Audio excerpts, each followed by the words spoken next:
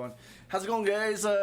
Welcome to After Hours, where we already drank quite a bit and we're starting a podcast now.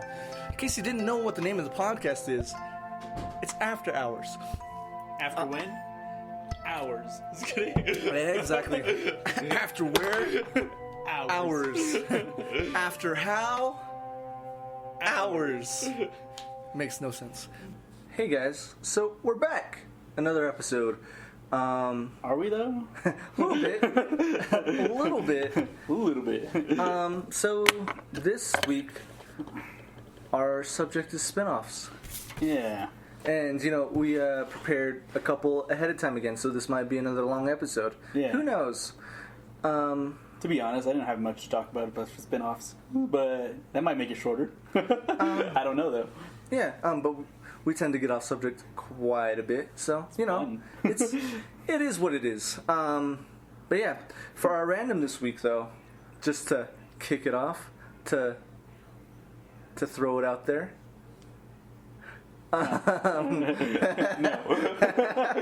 Little pun there that you don't even know about yet. No. You know, that's a big no. It's a hard no. Let's stop it with your dad jokes.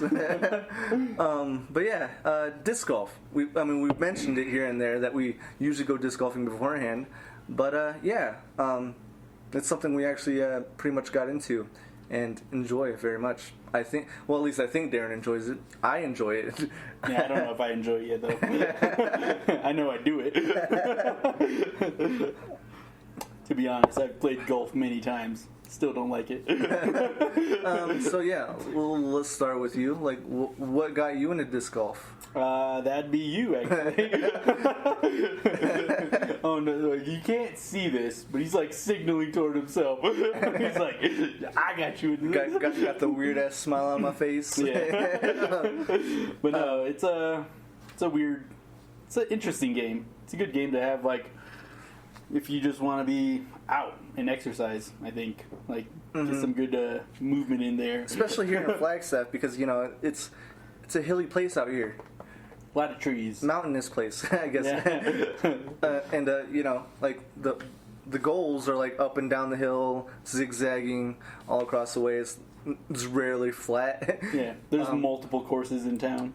Yeah, so you know, like, and once you buy a disc, it's basically free to do. So it's like a one-time buying deal, unless you want to buy more discs, which most people do. Yeah. But you know, like, I'm currently like fine with the discs I have. Yeah. Plus, a lot of people play, so yeah, it's not too short of a communal thing. So they have tournaments. I believe today we actually passed by. We passed by like people like starting a tournament. I'm like, all right. We're like, don't want to be in that crowd because that was like what, like 30 people. It wasn't that many. I think it was like 20. It was 20. Under 20. I think it was above 20. I think it was under 20 because it wasn't that much. I think it was just about 20 at least. Yeah. At least 20. 21, 20, 21, 22. I'm still going with under. I'm not gonna lie about that. It's look like under 20, but it looks like it's fun because it looks like there's teams. There's multiple different ways to play. Yeah. Obviously, golf's one of those things where like it already had a pre-set up thing. It's just changing to a disc. Yeah, and if I had the money to join a team or to be a part of a tournament currently, like, I'd be for it, maybe. Or a league or something. Yeah. I don't know, maybe that might be something to look up. But yeah, right before COVID really took place here in the States, there was a duos tournament happening at the place we just did. And I was like, oh, me and Darren should sign up. But I had to go do company work outside of town. Yeah, and I didn't really know about it either. And he just started like the week beforehand. So. Yeah. So not the most ideal time to start something. Yeah. Sure. But then again, if you like throw me into a competitive thing, I'm gonna like I'm gonna get super competitive, which is hilarious. Because even like fun runs and stuff, I'm like, oh yeah, this is just for fun. Fuck that. I'm gonna try to win. Fuck I'm winning this fun run. I'm gonna have the most fun. It's like the most fun is first. Great! It's hilarious. No, I've always thought about obviously I've done a lot of like runs as a runner growing up, so I've done a lot of those things and I've won a lot of different trophies. And most of the times they're like, "Oh yeah, well it's just for fun and just go out there and have fun." I'm like, no, I'm gonna win. That's always been my mentality approaching any kind of situation. Like even like on the reservation they have like intramural stuff like basketball, football, all kinds of stuff like that. And so most of it, like anytime somebody was like, "Oh yeah, this is just for fun," it's like, no, I'm gonna try to win. Like, in it to win it. If you're not first, you're last. It's like, did you say competition? Yeah. Okay, that means competitive. That means I'm gonna win. Somebody's got to be a loser. It's not gonna be me. What's the discs you currently have? Do you know the names of your discs? Yeah, they're both Innovo discs. Innova? Yeah. Well, yeah, Innova discs. I don't think they actually have names. They're just literally just one's a driver, one's a putter. One is a the driver I have is a Boss. It's the one apparently David Wiggins threw his longest throw, which to be honest, you were pretty disappointed in that. Yeah, I was like when I watched that, when I was like, Did he throw it this way or that way? To be honest, like he threw it in a very high speed winds, and it was like but which way did he throw it? He threw it up. No, I mean, he threw it like the way people throw regular frisbees, or the way people chuck it like a baseball. That's the best way I can describe both ways. I'm pretty sure there are technical terms to that. He did like 2 spins and he threw it like a normal frisbee, like you would like a normal release. Mm-hmm. But he threw it at like a 45-degree angle into the wind, which probably carried it a lot farther than it should have. Yeah. So I feel like if you just huck it up at a 45-degree angle into the wind, it's gonna carry. That wind is gonna help it carry that. Because all the other throw, like he has other legitimate. Well, I guess that's a legitimate throw, but like, yeah. But he has other throws that are like record breaking as well. It's just that 1,108 feet into high speed winds. I don't think that anybody should count that. I think there needs to be an asterisk by that. In the wind. like the same with like the guys that throw the fucking frisbees off the top of a mountain and then measure the distance. It's like, oh yeah, that's gonna fucking carry downhill. It's like you hiked all the way up to this hill mountain and you threw it off the mountain and then you measured that distance down. It's like, yeah, there's some asterisks to go by those things. Yeah, sure. No, that makes sense. It's like I don't know what to compare it to. Yeah, like if you were on a flat ground with no wind. Yeah, with no wind, you wouldn't throw it as far. It wouldn't go that far. Sure. Like I could get in the car and I could. My disc I like to use. Thanks for asking. Is the katana? Oh, no. Is the katana? No. I wasn't done.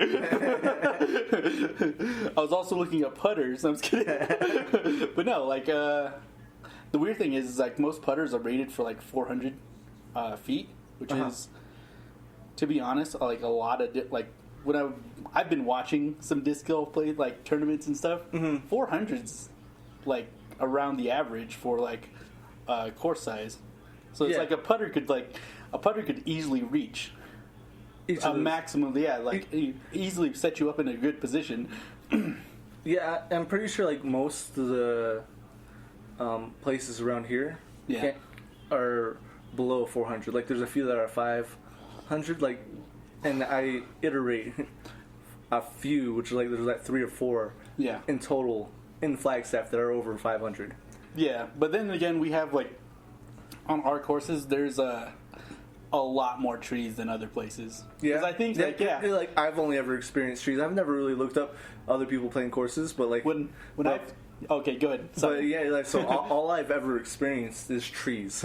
Yeah, when I've watched some of the tournament plays, it's like there's like 2 or 3 trees on like obstructing the path. Obviously, there's more trees than that, but like. there's like only like a few trees obstructing your path that are actually in the way. Yeah, like here on in Flagstaff's courses, there's probably like upwards of like 8 to 10. Yeah, I would say upward towards like 12 in some of them. Like just in your way. And some of them, and most of those times it's right off the tee. It's like there's like usually right off the tee there's always 2, and you gotta pick it. There's like like 4 meters in front of you. Like it's just like, okay, so, well, I gotta curve it here, and so you need to be able to like throw straight and then have some curve, and then have also planted direction. So it's a little like most definitely. So the setup sucks. The tee kind of blows sometimes. But overall, like the entire experience of disc golfing is just fun in general. I know you have a shitload of discs. I wouldn't say a shitload. I mean, I have. Well, more than I do. I'm like in the between state of what most regular disc golfers have and what beginners have. I'm like growing to like the regular disc golf amount. You're in like the median. Yeah. Okay. Yeah, I'm getting there. But what's your favorite so far? Because I know you have a few different ones. I do have a few different ones. As I stated before, the katana is actually my favorite. The orange one that I have, obviously, because I always use it. No, that thing sucks. And, I was kidding. And you know, like I can curve that one just right. That's why I like it. Like I can like curve it around the trees and like get it right to where I want it. Yeah. You know, like it won't get me like all the way to the spot I want on the first like from the putting area. Yeah. Not putting, but like the throwing area. What do you call them? Tee? The tee area. Yeah, the tee off. I can't like go distance, but like I got the swing to it. You can stay within a fairway and make it all the way under par. Yeah. Okay. But you know, I've definitely experimented with other ones I have, and I've come up with 2 or 3 that I like super like. I forget what the current putter I have is called. It's a slammer. Is it called the slammer? It's called the slammer. Yeah. And it's like super flat, and it like goes super straight, and it's one of my favorites. And when I was looking up this, like that's an expensive one, which is weird because I was looking up like shape and like size and like this is the competitive part of myself. Like I'll research something if I'm going to just get into it.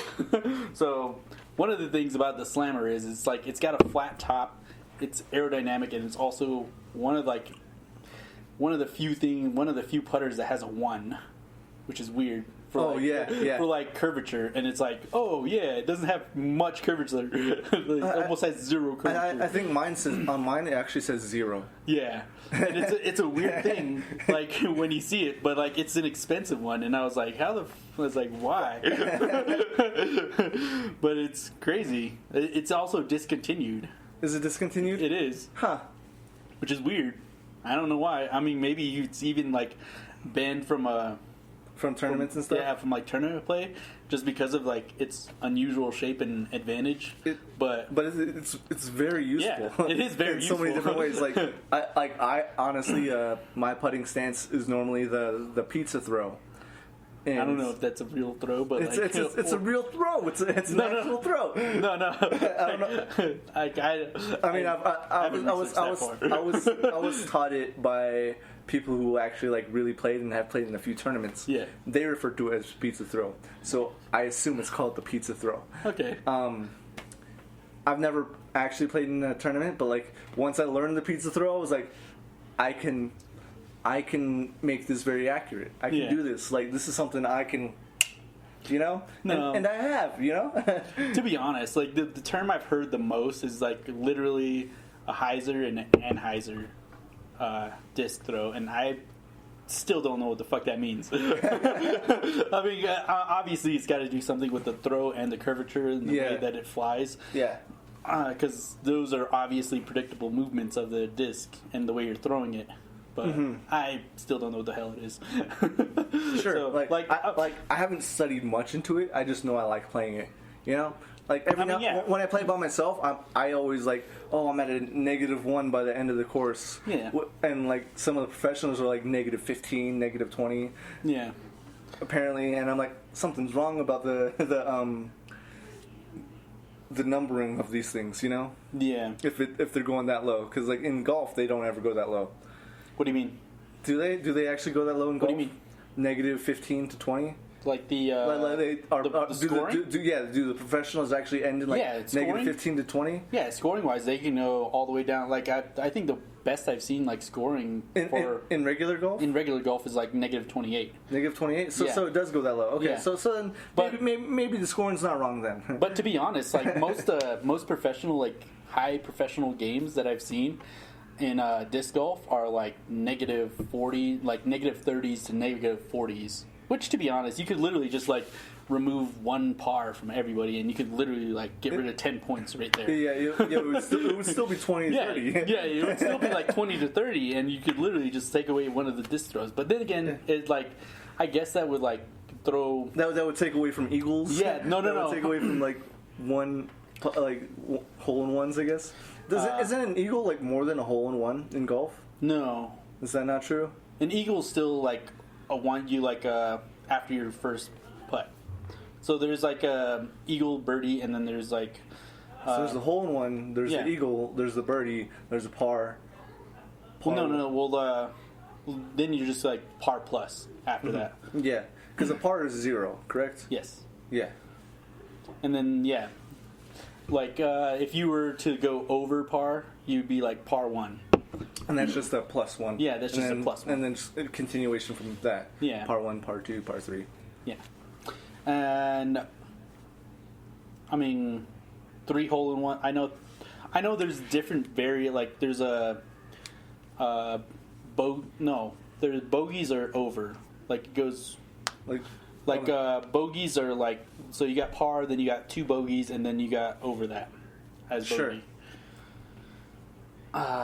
I've never really ever played golf that much, so I've only ever really like, played like a video game of golf, and no, there's that's all my education I really have in golf. Other than Happy Gilmore. Well, to be honest, there's some very rare holes that are like a par 5 and a par 6 where people get them as they can do it in like 2 or 3 shots, and those are still considered eagles.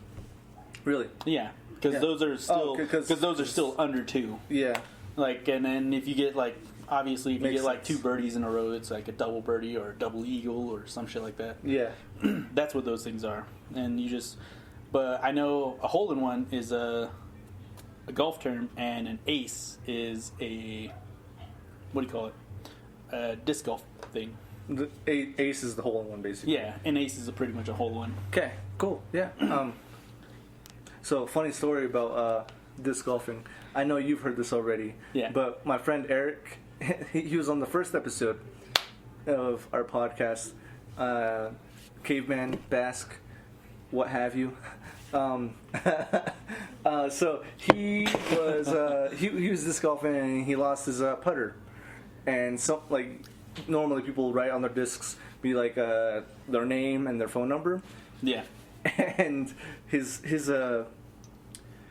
he lost his putter, and someone gave him a call, and he's like, "Hey, I have your whale."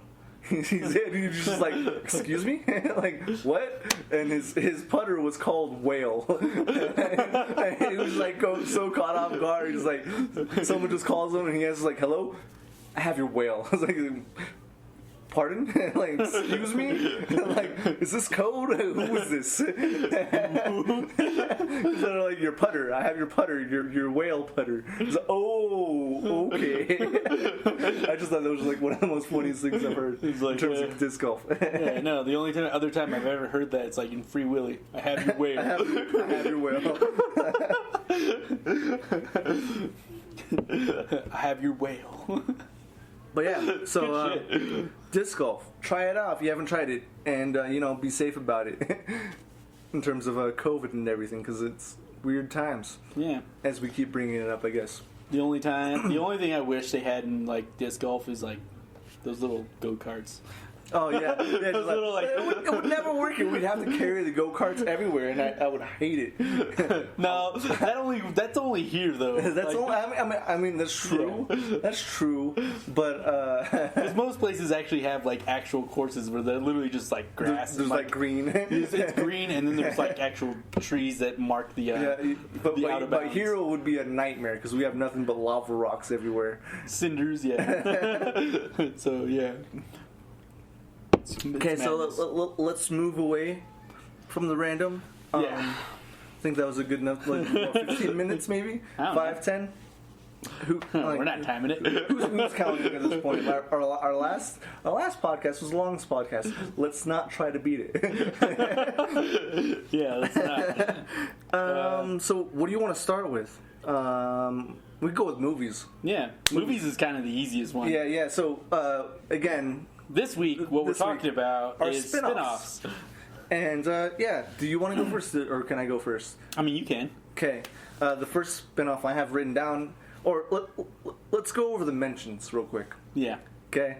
Just so that we can, like, get them out there and be like, yes, we understand these are spin-offs, but, you know, sometimes those are just too much to talk about. Yeah. Or we've already talked about it in previous podcasts on an exponential level. Yeah, in terms on a really of those big level. In terms of those...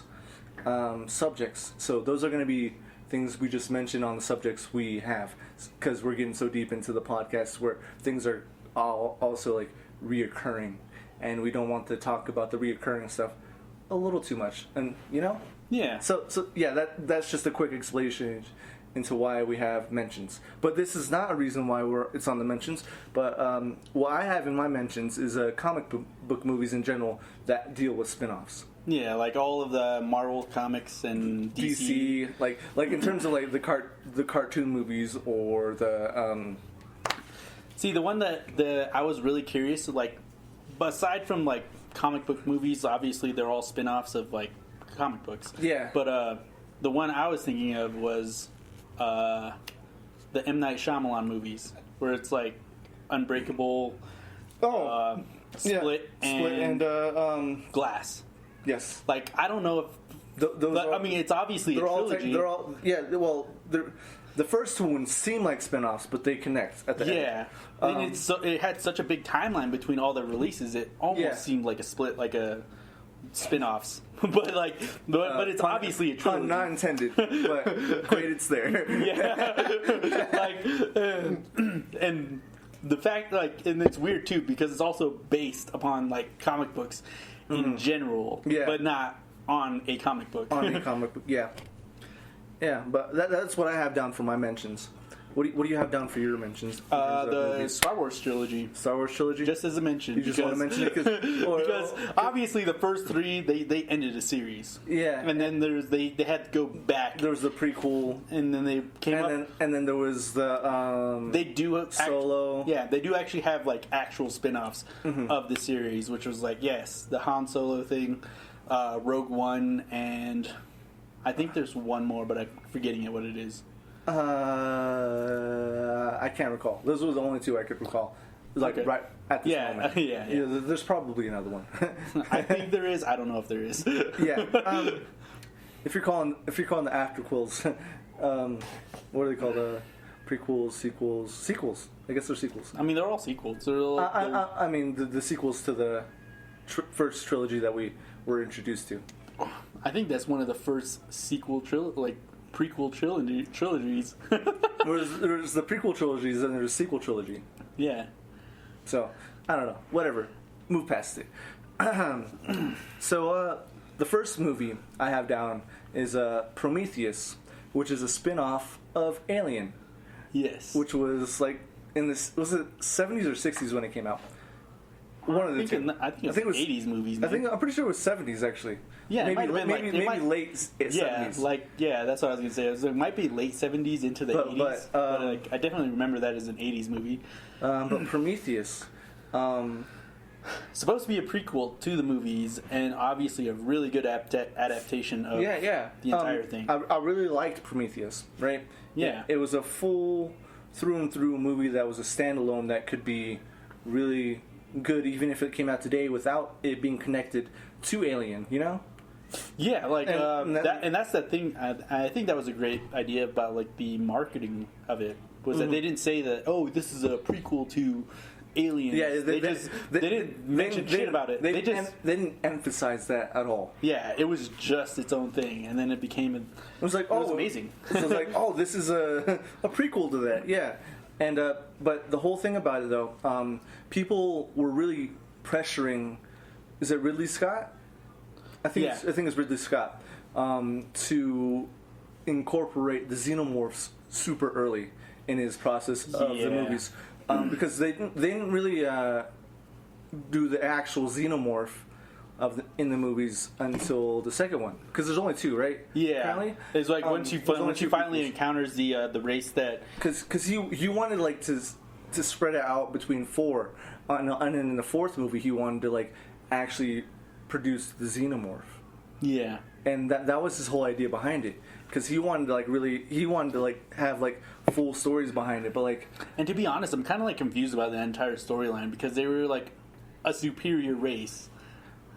It was crazy. Well, they were going to planets and just putting a little piece of their DNA on each planet to see what will come start up. civilization. Yeah, well, exactly. Start something. Life. Yeah, in general, and then.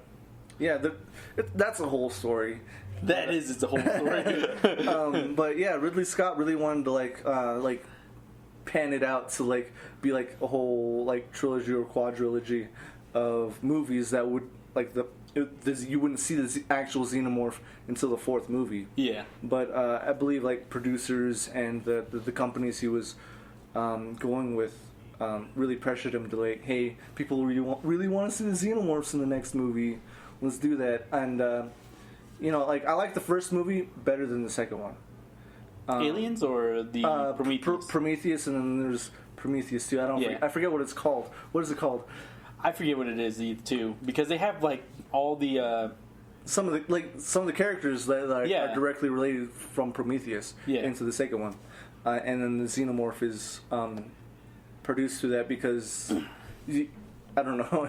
Is it an old enough movie to give away spoilers on that? I mean, yeah. Because it is old enough. Because Michael Fassbender's character ended up idolizing the whole parasitic aspect of the alien. Yeah. The quote unquote alien, and was like, I can help him get to a better, higher standard of alien, to where he can help produce the xenomorph.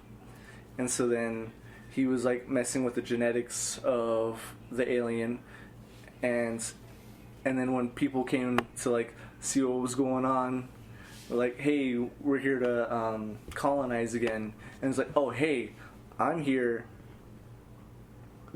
Get alienized. And everyone was holy shit, this fucking sucks. Yeah. And then it shows what actually happened to the main character of Prometheus, in the 3/4 of the way of the movie. And I like how they tied the knot, but it's it could have been so much more if it was spread out through 4 movies. That's fair. That is, and I'm very interested to see what that would have been like instead of just it being crunched to those two. You know what? I start to think of when you say stuff like spin-off of Aliens. It's Aliens vs Predator. That's also a spin-off. I mean, it's also a spin-off, but that movie of Predator and Alien. So, yeah. But that also reminded me of the whole Freddy vs Jason thing. Oh yeah. I guess that's technically a spin-off as well. I don't know why, but those movies came out roughly around the same time, and it was the age of the spin-off. So everyone wanted 2 movies combined from horror genres. That interesting idea, but it didn't hit home very well. Yeah, the first Alien vs Predator wasn't bad. Yeah, it wasn't bad, but it wasn't great. It was just all right, in my opinion. Yeah, the second one felt same storyline, same kind of feeling to it. The second one was just all right. Like I could bear through it, but they had to add like love interests into it. Yeah, and, that's my whole problem. And I'm like, no, it's like, this is an action movie. Why are you trying to throw extra shit in it? Like it was different from the first Alien versus Predator. But like they didn't. I had to add the love scenes. It was just ridiculous. I think my favorite one was Predators. Just Predators. Just Predators. Yeah. I actually consider that one a spin-off as well. It's directly related to Predator. I mean, it's an Alien and Predator movie. Yeah. But like it's a spin-off of both in a sense, and where it's off-world. Yeah. They take the most Predators. The premise behind Predators, which is like one of the newer Predator movies to come out, I guess. It came out a while ago, like probably even 10 years ago. It was a while ago. Probably even like 10 years ago it came out. But they took the most dangerous humans on planet Earth that they saw as the most dangerous humans and put them on a different planet to hunt. Yeah, to hunt the predators. And then they were the new version of the Predator. Which I don't even know what the hell that's called. No, I know. Not a clue. But yeah, I find that movie like one. Yeah, I really like that one as well. Predator 2 was pretty insane. I think that one was based more off of a comic that came out of the first Predator. I think so. But that was really different from the first. That's Predator. The one where they take over like a suburban town, like a small town, right? Yeah, and it was like a dystopian future type of thing. Yeah. Okay. Hint. You'll realize that on next week's episode. Yeah. But yeah. So this is I think I have one that's a little. I've said it before. I've just never gone into detail about it. Yeah. Serenity is a spin-off from. It's a spin-off of a short story. Oh, it's a show that a lot of people didn't watch, which really sucks because it was great. Which was called Firefly. Firefly, like it's technically just a class of a ship, but the ship's name was Serenity, and that's what the movie is. Yeah, it was like one season and a movie, right? Yeah, because they wanted to do the movie to like try to tie the knots on the stories and just be like and end the story, so the people didn't feel too heartbroken about it. I feel like and that when people. This was like around the same time like Battlestar Galactica was starting too. It was like you had Battlestar and you had Firefly. A lot of people went with Battlestar. The sci-fi version, right? Yeah, the sci-fi, like in the sci-fi genre. Because there's a really old Battlestar Galactica. Yeah, no. That's what I mean. Yeah. Like, which is like I guess Battlestar Galactica is also another spin-off, but I mean it's a rehash. Yeah, different universe. I think yes. Yeah. Is it a different universe? I don't know, actually. No, it's just it's literally just a rehash of it. It's another fucking. Sorry, I'm just coming up with so many more. Now that you think about it, talking about it, because we're because beforehand we're just sitting here trying to like what the fuck, like spin-offs. I know there's a lot of spin-offs of things. Dude, there's so many spin-offs of everything, but it's hard to think of. It's hard to think of on the spot when you're like trying to discuss about it because we're trying to save it for the podcast. And to be honest, it's kind of like homework where you're like, oh shit, do I have to do this? Do I have to think about this? And then once you finally get in it, it's like, oh shit, all this stuff is coming to mind. So many. It's like, why was I having a problem with it? But no, Serenity was just Serenity was just great in that it still felt like a really glorified episode, and it was just amazing. Yeah, it was like it picked up from the end of the season, and then it just amazing. That's all I gotta say about it. It was amazing. Sure. Yeah, I've never actually watched the show Firefly or the movie. Obviously, oh my god! But I can imagine.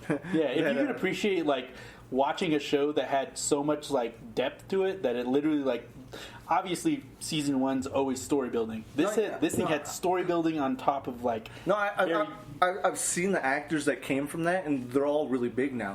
Yeah, actually. They are. And I'm very interested in it. I just haven't sat down to watch it. I probably should. It should be on my list, and it's going to be, I guess. By the next 3 episodes, I should have watched Firefly plus Serenity. Yeah, it's one of those shows that goes under the radar, and it's just like it went under the radar for so long that it has a following. It has a cult following now, that so much so that like it should have got another episode. It should have got a second season, but it didn't because the first episode was like the first season just went unnoticed. Yeah. Okay, my turn. Yeah. Go ahead. Okay. Yeah, sorry. So let's talk about Michael Bay for a second. 1 second. 1 second. He did the Transformers movie, right? Yeah. They were all right. Some of them were all right. Some of them were trash. Yeah. But a spinoff that came from that was Bumblebee, which I absolutely did not hate. I didn't love it, but it was pretty good. It was a pretty good spinoff. You ever watched the Bumblebee movie?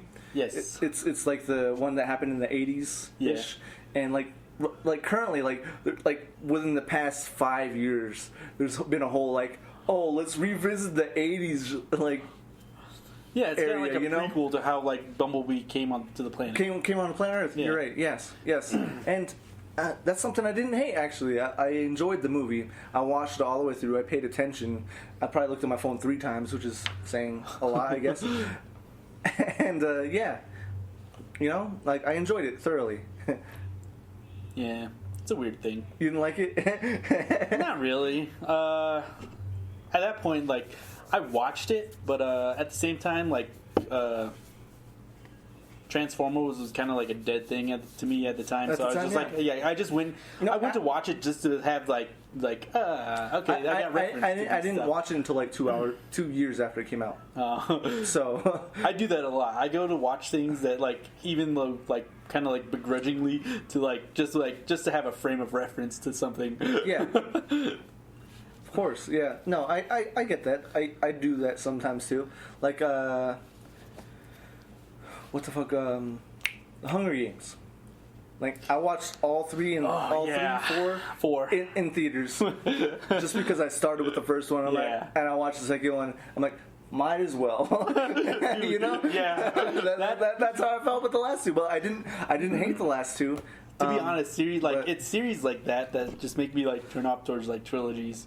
Mm-hmm. It's like the Hunger Games because they're meant to be made more than one movie. Yeah, it was like the Twilight Saga. I mean, I just didn't really like the Twilight Saga in general, but like Twilight Saga and Hunger Games are 2 of those things that like I begrudgingly watched all the way through the entire trilogy. Yeah, there's another one. I forget what it's called. Because it doesn't matter. It totally sucked for me, and there was like a whole trilogy about it, and I'm just like, I'm fine without it. like I don't remember the name. I think I can guess this one. The fuck was it called? Divergent. You were right. Yes, you were right. You were right. I can guess that one. That is what it's called. The entire time, it's like, But like I watched the first one, might as well watch them all, and they all disappointed me so much. But yeah, but Bumblebee, I didn't dislike it. I enjoyed it. Really? Just sitting on the couch watching it. Yeah. Nice. It's a weird. That's a weird pick for a spinoff. That is all right. weird. Sure. Okay. Whatever. So, what's your next spinoff? My next spinoff for movies is The Hobbit, which is hilarious because The Hobbit was written first, and then The Lord of the Rings. But the Lord of the Rings movies were made first, and then The Hobbit. Yeah, and then like is that why you find it weird? Well, no. The weird part about it is that like the Lord of the Rings was obviously written after The Hobbit, but it's the Lord of the Rings was a bigger series, justifying the fact that it needed like 3 movies. Mm-hmm. Fucking The Hobbit was a short story. Was a one-book story.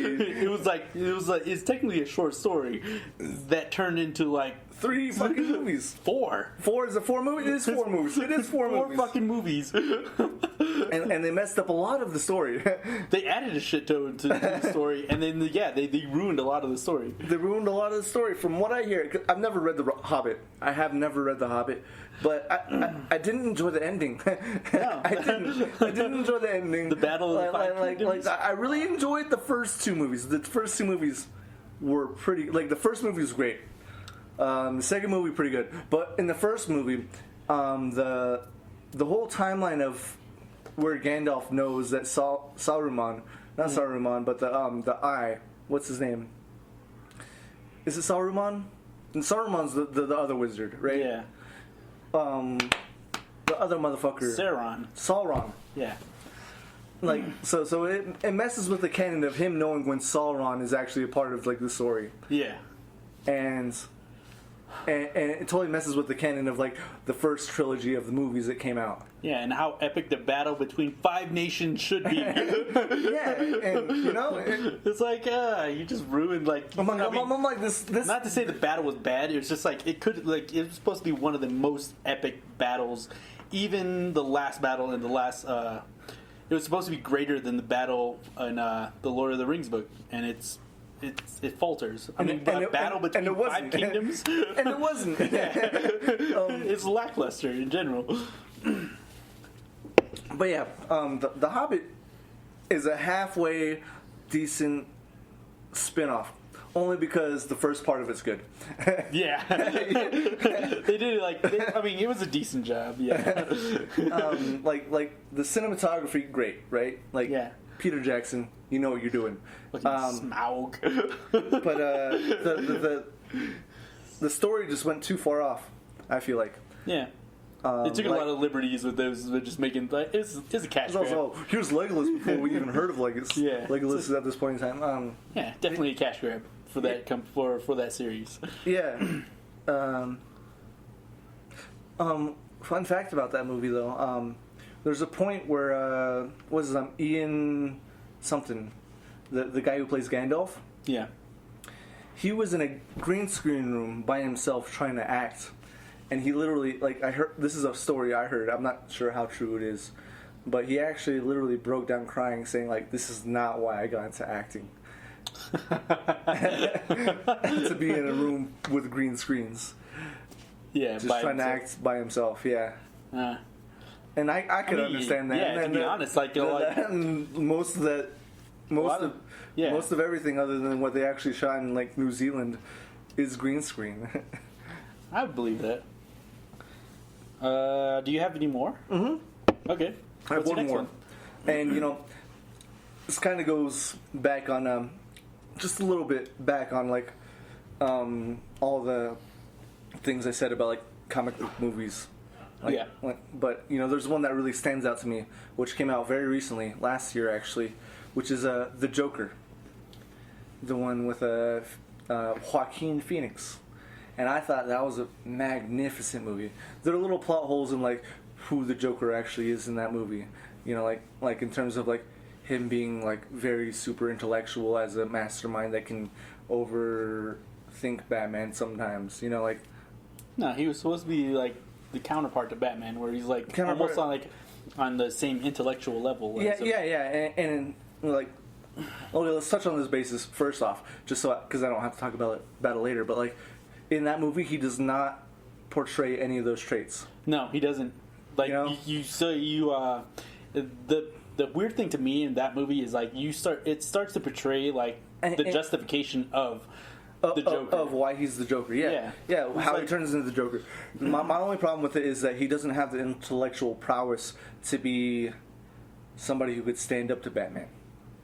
I mean, surely he could get to that point from there, but at that point, he is not, you know, and that was the only plot hole I saw in it. Yeah, because he's like, who the hell would stand up for any of us? And then, I mean, obviously you have the Batman. If he ever came into the story at that time, well, it was like, oh yeah, well this guy's willing to stand up for us, and like that's kind of where it ruins where it ruins the ideology of who the hell the Joker is. Yeah, exactly.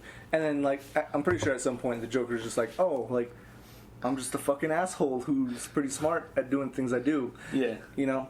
And then, I like the way, that's kind of the way why I like the entire like idea of him in the Dark Knight the best, where it's like where he was just a force to be reckoned with. Yeah. Like he didn't have to. It's like, kill me, I don't fucking care. Like, if you can do it, do it. Yeah. But that doesn't take away from how great this fucking movie is. No. You know? Yeah. Like again, it's a spin-off. And it, like, the storytelling, the whole, like, I like it. I like a story being told slow when it's told right. Okay. Does that make sense? Yeah. It doesn't have to be like completely accurate, but it does definitely has to be told right. And it's like to be honest, this movie I thoroughly enjoyed. It, like, out of all the spin-off movies I mentioned beforehand, this one's my favorite out of them. And it's because they weren't afraid to make it rated R. Yeah. I feel like, because like when you think of the Joker, the Joker's always been like kind of like suppressed just a little bit from what you think of the Joker is. Yeah. And in this movie, it's not. Yeah, I think they just made him a little too relatable. True. Yeah. Like I can understand that. Yeah. And majority of the time, you're not supposed to understand the Joker at all. Yeah. That was his whole mystique, was that like he was just a person with a really bad past. You weren't supposed to understand that past, and you weren't supposed to understand the Joker. Mm-hmm. Exactly. Like yeah, like he's insane. So yeah. You're not supposed to understand insanity. That's why it's insane. Yeah. Yeah, you can have theories about it. Yeah. But you're right. To touch on that, there's 2 spin-offs. Well, I guess they're not even spin-offs, because one of them's like the what do you call it? The one with Harley Quinn and Will Smith and all those other people. The fucking Suicide Squad. Yeah, Suicide Squad was like a complete spin-off of just comics in general. Mm-hmm. And then the re-emancipation of Harley Quinn, Birds of Prey. Essentially. Yeah. It had a whole nother yeah, there was it was just Birds of Prey. Yeah. Yeah. Not worth mentioning. Like, they get mentions, but they're not like worth talking about. No, I didn't hate Birds of Prey. I thought Birds of Prey was fairly pretty good. I thought it was an okay movie. I was super hungover watching it, but I enjoyed it. To be honest, I think it's just an okay movie. Yeah, I mean, I can say it. It doesn't have to be great. But Suicide Squad, I did not enjoy. Like, I felt they tried too hard in the song area, like the music aspect, and then they didn't. It was all. So we just watched Rick and Morty earlier, and there's the whole episode about Rick and Morty, like the heist thing. The heist thing, exactly. Where they're like building the team up, and then that's like 70% of the movie, 30% of the movie is the heist, telling you about how they actually did the heist. Yeah, how it was already done. how it was already done, exactly. And that's exactly how I kind of get that feel from this movie. That's exactly how I felt about Suicide Squad. So that they build the team up. They do it poorly. Yeah. And then they do the storyline, which is just a poor storyline. And the funny thing is they're literally just waiting for the Inferno guy to awaken at the end. Yeah, right? It's like, this guy's OP. Let's just, like, convince him to be OP. Yeah, it was the same problem with, like, the Justice League, where they were literally just waiting for Superman. Yeah, exactly. But yeah, so... Yeah, The Joker. One of the best spin-off movies I know. Yeah? Yeah. Okay. The last one that I have for movies is The Fourth Kind. Mainly because it... Oh, yes. Yeah. Fun story about The Fourth Kind, actually, before we actually really delve into this. So I remember watching this movie in high school. I used to be in a dorm in high school. And... a couple of us went to watch it with the dorm. They were like, "Oh, we're gonna buy your tickets and everything. You guys did a good job with your grades and shit." And so like, we're gonna pay for this movie for you guys. I'm like, cool. Yeah. So we went to Harkins and I'm like, "What movie do you guys want to watch?" We're like, The Fourth Kind. We're gonna go with The Fourth Kind. Me and a few friends went with The Fourth Kind.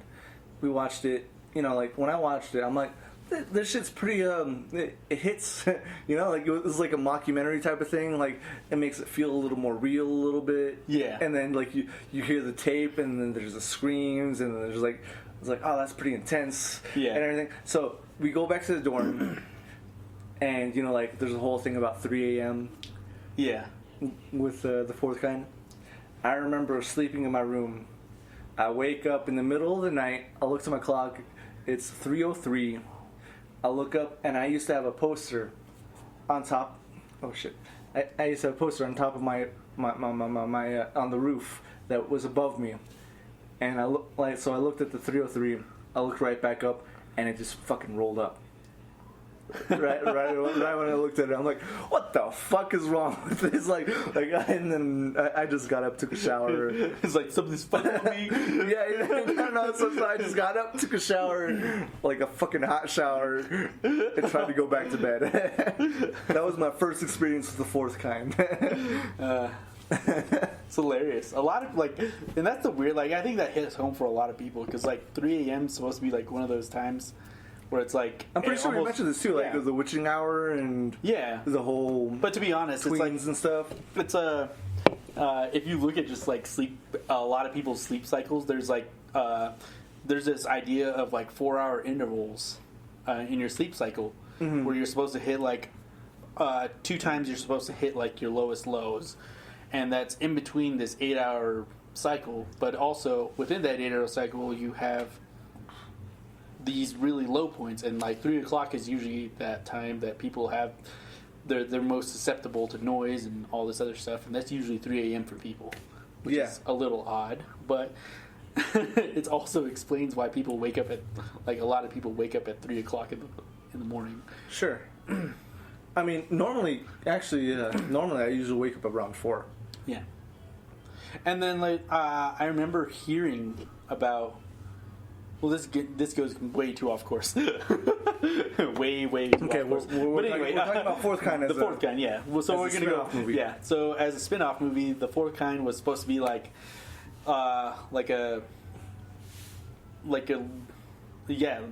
spin-off of Encounters of the Third Kind, of the first kind, and then there's movies that aren't Encounters of the Second Kind and Encounters of the Third Kind. There wasn't movies that said that they were encounters of the third kind. There was only there's encounters of the encounters of the first kind, and then you got you had 2 movies after that were about how else you get encounters, and this one was just supposed to be the end of it, kind of not a trilogy, but literally just spin-offs of movies about how this was the fourth type of encounter. Yeah. No, yeah, and it makes sense. Yeah. Fourth encounter. It's just... Yeah, that's why it was called The Fourth Kind, but it was a great movie. I liked it. No, I enjoyed it. It was Mia Jovovich, right? Yeah. Who played the main character who got taken up by the aliens. Well, she had the most interaction because she was I think it was her daughter and a lot of people. She just had the most. Well, she recorded. What happened. Yeah. She was the one that recorded everything, and then shit was happening all around her. Yeah. Obviously, the town she was in was having these problems before she got there. That's why she went there. And I like how they just iterated that there was an owl involved, just because of the description of most aliens have. They just reimagine it as an owl. Yeah, that they were replacing the imagery of themselves with an owl. Mm-hmm. Yeah, I always thought that was interesting too. I was about to ask you, what do you think about them replacing everything with an idea that there was an owl there? Yeah, yeah, and I mean that's a lot of that's weird stuff. From Navajo culture, we're frowned upon from actually being around owls. Well, if you see an owl, it's a really bad omen or of some sort. No, and it's not a bad omen. It's just it's a warning. Culture, it's just called a warning. And actually, Navajos do believe in aliens. Yeah. What we're discouraged from looking at shooting stars or anything of the sort. That's weird. Yeah. we are literally discouraged from that. I was like, yeah, don't do that. Yeah, no, my family never really sheltered me from that, which is weird. like well, most of the things I learned from traditions Yeah. are from Navajo class growing up. See, like what I learned most of the things that I've learned in Navajo from my grandparents, and they always told me is like, yeah, it's like just like try not to be too superstitious, but like the idea of it is that they're not bad things, they're just warnings. Like the fox isn't a bad character. Like you could always say that the fox is a bad person, but it's not. It's literally just it's a trickster. It's always been a trickster. Or the coyote. Yeah, or a coyote. Yeah. And it's not good or bad. It's just mischievous. Like, and that does get mixed up with like a lot of different things. With a lot of different sayings. But owls, that from what I've always been told, is that they're not bad things, they're just there to warn you about something. In native culture. Sure.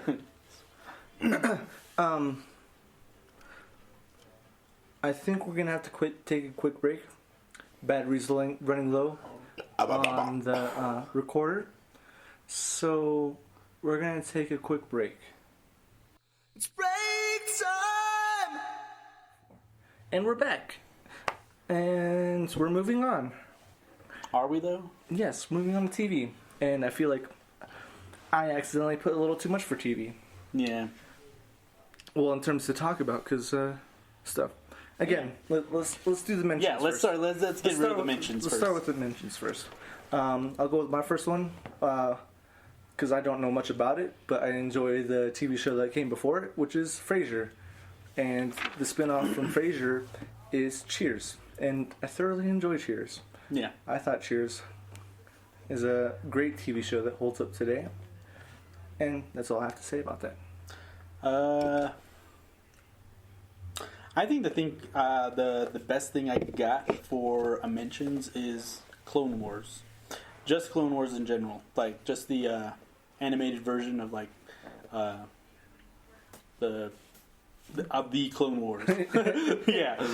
In case you don't know what the Clone Wars is, that's the whole thing about Star Wars. Yeah. And, like, how, like, because, what do you call it? Star Wars does skip over the entire Clone Wars. Yeah, they go from Clone Wars to Rise of the Sith. Yeah.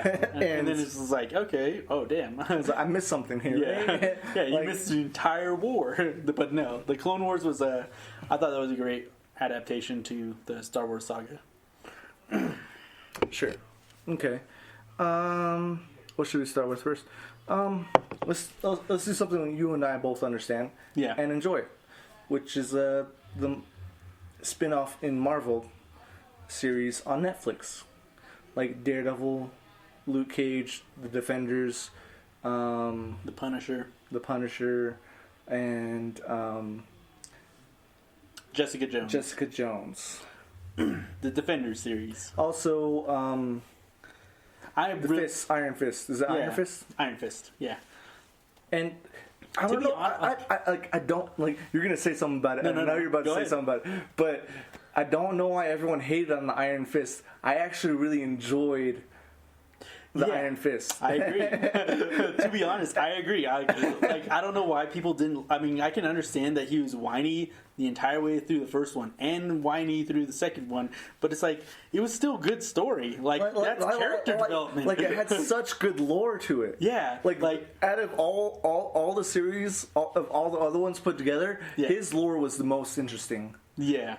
You know, like.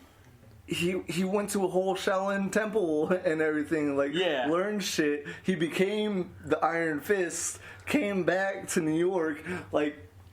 Yeah. And that's where the story begins, is when he comes back to New York. Yeah. They had so much to build off of on that. And they did. And I mean, they kind of did, because they still, everybody thought in the beginning he was going to be able to, transfer the Iron Fist weapons before the end of the first season, but they didn't. No, it didn't happen until the end of the second season. End of the second season, and it just developed so much more after that. And it's like, oh goddamn! And it's like you can transfer the power of the Iron Fist too. It's like, oh, then they tease at the end of the second season, and it's like, oh, by the way, all this shit is canceled. And then it's like, oh god, like, you fucking kidding me? Yeah, like it just got like super interesting. The entire story just developed all of that, and then it's like big reveal, and then it's like canceled. And then like Daredevil's the one that started it all off, right?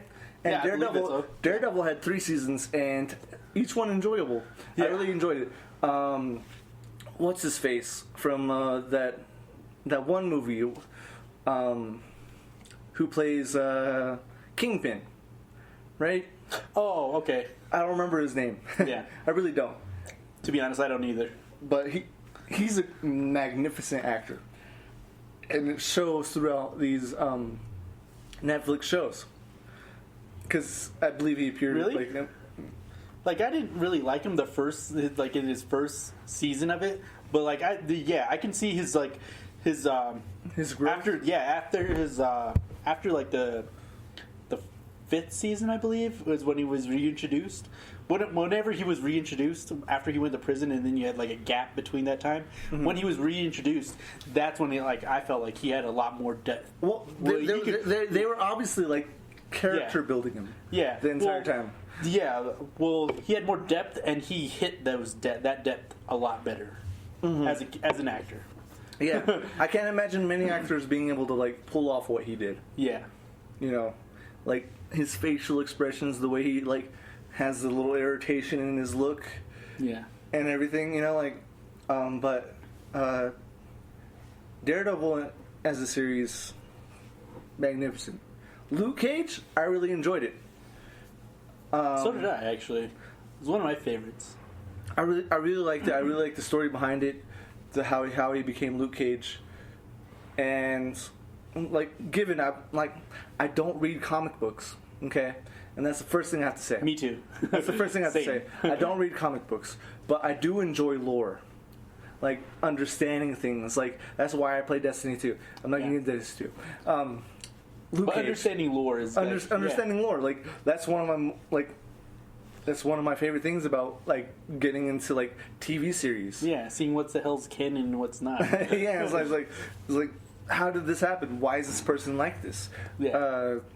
What else can this person achieve with this? Yeah. You know? And then Punisher.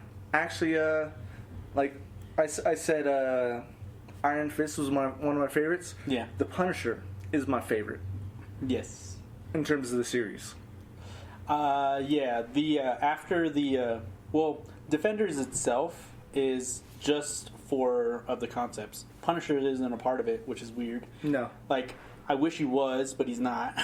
Yeah. Like, he does such a good job being the Punisher and, like, portraying that, which I thought was weird, because this, like, the one thing I thought about the Punisher that was weird is that, I mean, they made him super realistic to the point that he's carried his damage the entire way through, and eventually that character is gonna break down. Yeah, he's very much humanized. He's very human. So like, that character is gonna break, and like way before his potential. Yeah, and I like. And then Jessica Jones I really enjoyed because they made it really noir, you know, like and I just like noir things, like it was dark stormy night. This was happening, and then all of a sudden there was a knock on the door. Yeah, and I'm just like, yeah, I'm in it. I never read the comic, and I never knew the story, but like just seeing how like and then, her best friend develops that. And then the lore behind that as well was really good. Yeah. You know, like everything on the Netflix series, they did really well in terms of storytelling. Yeah, and to be honest, I kind of want to see more from Marvel. What they plan to put on Disney sounds amazing. I want to watch it. Yeah, and they brought quite a few of the characters back into the Marvel universe that is going to be canon with, like the MCU in terms of movies. Yeah. That's fair. And they're bringing back quite a few of the actors that were on the Netflix series. The reason why they canceled the Netflix series, actually, is so that Marvel can reiterate them into the MCU. It takes 3 to 4 years to do that. Well, when they were bought over by Disney, they had to readjust a lot of things. No, yeah, but that's why a lot of the good Netflix series, such as Jessica Jones, Daredevil, Luke Cage, The Defenders, were canceled. So they can be reintegrated into the Disney's. Yeah, but I think they're culture of MCU. I think what I've read, and I think I've understood it this way, is that all those characters are still going to play their characters, but they're not going to star in their individual shows. They're just going to be a part of the Defenders at that point. Yeah, which isn't bad. I mean, they can obviously pursue other things as actors. In terms of legalities, though, yeah, it has to take a certain amount of time before they can actually be those characters in that storyline. Does that make sense? Kinda. Because like Netflix had the rights for that moment in time, and then they ended the rights. But there has to be so many years before they can actually use them in anything else. No, Disney's just trying to buy the rights in general to all. No, I know, but to all Marvel property. But it still takes years for them after the fact that they buy the rights. Licensing? Yeah. Okay. Before they they got the rights, right? Mm-hmm. They have the rights, but after they have them iterated in that way, they have to wait a few years before they can actually put them back in. I thought it was just their own money. MCU.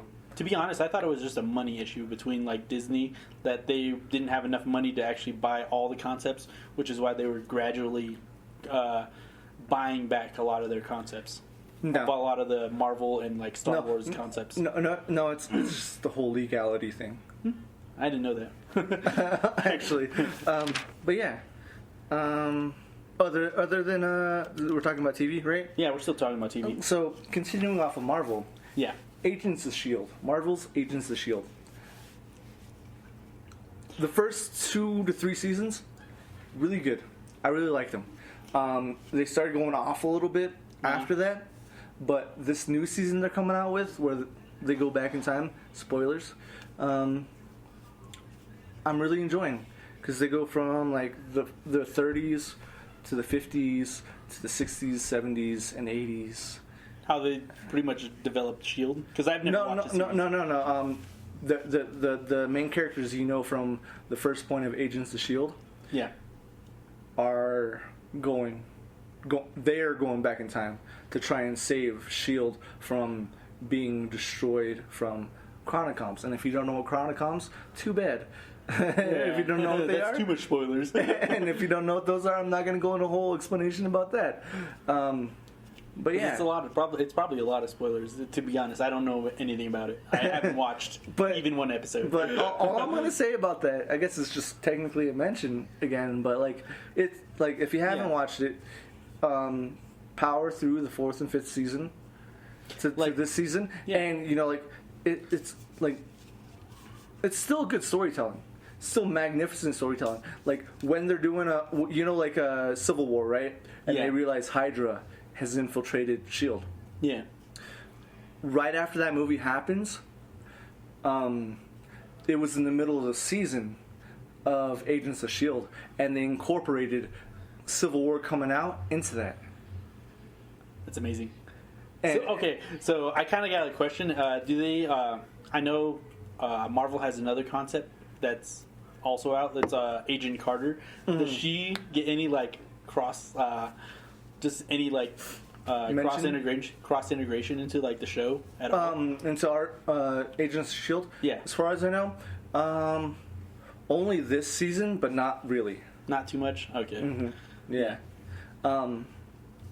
I think DC does a good version of that, between the Flash, the Green Arrow, and shit like that, where they're trying to develop the entire thing, and now they're trying to come up with Cyborg's origin. Yeah, and they're just trying to integrate it all together. Yeah, they're trying to build their own universe too. Yeah. From what I've heard, DC movies suck. but their TV shows are magnificent. Yeah, same. That's what I hear as well. But I've never watched the TV shows. I've watched all the DC movies. I've tried. I should probably watch the shows. To be honest, I've tried to watch the Green Arrow because they were like, everybody's like, yeah, well, you gotta start. Everybody's fanboying over it, right? Yeah, everybody. I can't just be a fanboy about it like that. Yeah, and I've watched the first 4 seasons, like, to be honest, begrudgingly. Like, I mean, it has its moments, but it's not like something you can like. I can't get super into it as a casual watcher. Like, obviously, somebody who read the comics and like has deep dived already is gonna want to watch the show. Yeah, I'm just a casual person watching these things. Same. Like I don't read comics, as I say, and you say you don't read comics. Yeah. I've read manga, but even then I don't read much manga. So there is another TV show I'd like to bring up. It is called Better Call Saul. From the Breaking Bad series. Breaking Bad series, yeah. Yeah. It tracks the story of Saul coming up literally before he encountered anybody in the entire arc of Breaking Bad. Breaking Bad, yeah. Okay. How he became the lawyer. So I've seen Breaking Bad. Yeah. I've seen the first 2 seasons. Yeah. And 3 of the 3rd season. I haven't seen the entirety of Breaking Bad. So you haven't. So I haven't seen where Saul actually comes into play. Really? Yeah. That's interesting. But I've seen the first 2 episodes of Better Call Saul. I wasn't invested only because I haven't seen him before. And I feel like that's a hard show to like integrate yourself into if you haven't seen Breaking Bad before. Yeah, like you can't watch a spin-off if you don't know what his role was in the original concept. Yeah. Okay. So that's fair. But like I haven't watched the 4th season, which just came out, and apparently they start to integrate some of the Breaking Bad characters in now, and that's kind of where I'm tracking. But so far, great storyline. It just like, I think it makes you human. It humanizes him, which Breaking Bad didn't do. Like, well, it did humanize Saul. It just humanized. Like, it gives his character depth, I guess. Yeah. Yeah. His entire show, which is also entertaining because like he takes on a lot of different things. Mad antics. Yeah. Just mad antics between this man. And the actor of Better Call Saul. I actually watched Incredibles 2 yesterday. Yeah? Again. I've seen it before. But what character did he play in that? Incredibles 2, he's the one who helps bring back the heroes. He's the entrepreneur head company person. Oh, and he's like, I want you guys. He was the very charismatic guy. And and then his sister was the person who's the brains behind inventing things. Yeah. Okay. Yeah. I was like, I don't know why I did, but I recognized him right away. Yeah. Probably because from How I Met Your Mother. I've seen him in How I Met Your Mother as like a the really mean boss guy. Haven't watched it. I know. I brought How I Met Your Mother like 2 or 3 times. Yeah. But yeah. Like I know the actor. I really do know the actor. I don't know him as Saul. Yeah, Saul. No, I think another good mention for a movie was like the Breaking Bad movie. I forget what the hell it's called. It's the car. El Camino. Yes. El Camino. There we go. Yeah. Good callback, but I mean, like, again, I haven't seen it only because I haven't seen the entirety of Breaking Bad. Oh God! And I feel like I should watch the entirety of Breaking Bad before I watch that movie. Yeah. Is that correct? Yeah. Should I? You should. Okay. You should. But to be honest, are you yeah. I guess. But to be honest, I think the only thing I had a problem with was Aaron Paul's character in the movie. Aaron Paul. Not his acting. Not. Well, the writing of his character. Not the writing of his. Nothing. It had nothing to do other than the weight of some of the characters. It's like, yeah, you realize that like 1 or 2 years has passed, but you also got to realize that. I mean, spoiler alert. I mean, Breaking Bad's been out forever. Yeah, right? and the people who wanted to watch El Camino watched it. Yeah. His character is fat. It's like, the fuck? Like a year after, like I'm fat. Okay. 2 years ago, I wasn't this fat. So. Okay, so think about it in this way: you're a prisoner, hardly being fed, and in captivity for a full year. How the fuck do you become fat from that? Oh, what? He got arrested? Yeah, well, I'm not going to give away that. It's like, if you're in captivity for a full year and you're being underfed, how the fuck do you get fat from that? Why you fat? Maybe the actor just got fat. Yeah, I mean, that's what happened. But it's like this part, like, it's this one annoying little thing. It's like, nah, this doesn't track. Yeah. Did you know, that The Walking Dead is technically a kind of spin-off of Breaking Bad? Is it? Yeah, you can see some of the characters as zombies in The Walking Dead. The spin-off of The Walking Dead. I feel like this is one of those because they have conspiracy things. No, they have cameos. It's been proven. Really? Yeah. Okay. Yeah, it's the same universe. That would be the shit, actually. If Breaking Bad was like a prequel to The Walking Dead. It's the same universe. Oh god, that'd be amazing. It's been notarized as canon, I believe. So the fucking blue meth just fucked everybody over. Oh god. That's your origin story right there, blue meth. Fucking it became blood and then in the air. Yeah, fucked everybody over. Amazing. Good shit. And I know I think that was my that wasn't my last one. Do you have one more? Mm-hmm. So I know we said in the movies that Star Wars is a mention, right? Yeah. And in this one we had the mention of the Clone Wars. But the Mandalorian, I think, should that deserves its own category. That deserves a spin-off category in this thing, because we haven't really talked about it at all. No. Well, you and I both really enjoy it. Yeah. I know we do. It's amazing. We've seen a few episodes together as they came out, and I'm just like, fuck yes. You know? And like, yeah, it's a magnificent show. I enjoyed it front to back. The only thing I don't like about The Mandalorian, his face reveal. I mean, it wasn't that it wasn't great. It was just underwhelming. That's the only thing I could say. That was probably the best part, though. That it was underwhelming. It shouldn't be overwhelming. You don't want to like. I don't know. There's like, you don't know what it's gonna be. Nobody does, and then it is what it is. And I just love that type of storytelling through film. Is that it's just. It is what it is, and your opinion doesn't fucking matter. No, it doesn't. It really doesn't. It really doesn't. But like you know, to be honest, and it doesn't take away from how good the story is. The fucking story is amazing. And so in case you guys don't know what the Mandalorian is, or what a Mandalorian is. You're living under a rock. Mandalorians are... This is the way. it is a type of lifestyle between different races that join upon this certain lifestyle. And it's based around war, I believe. And, you know, there was... The Mandalorian and the Mandalorians in Star Wars have been a big part of the story in Star Wars since like before the first trilogy came out.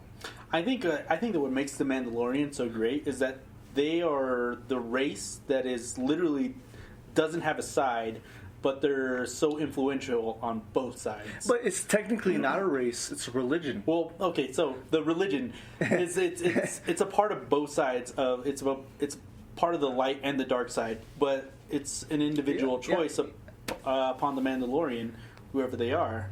Yeah, it's very diverse in the fact that they're not light or dark; they just are.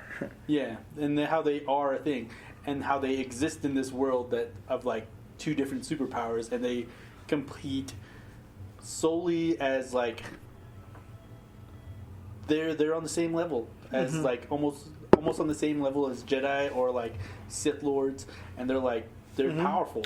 There have been Mandalorians who have overpowered who were Jedi, who overpowered Sith and Jedi, or there has been a Mandalorian who was taught under the Jedi Order, and he was the person who, spoilers alert, was the person who founded the black lightsaber. I didn't know that. And that's for ruining. I'm just kidding. And that's a whole thing. That's a whole thing, and it's in the Clone Wars. Yeah. As we mentioned before, the Clone Wars. Yeah. And like the black lightsaber holds a lot of weight with Mandalorians. Whoever holds the black lightsaber is technically the leader of the Mandalorians. So when you see the Sith Lord, the Sith guy, right, with the black lightsaber at the end of the series. I don't think he's a Sith Lord. Wasn't he just like a... No, I didn't say Sith Lord. I said the Sith guy. I reiterated myself. The Sith guy.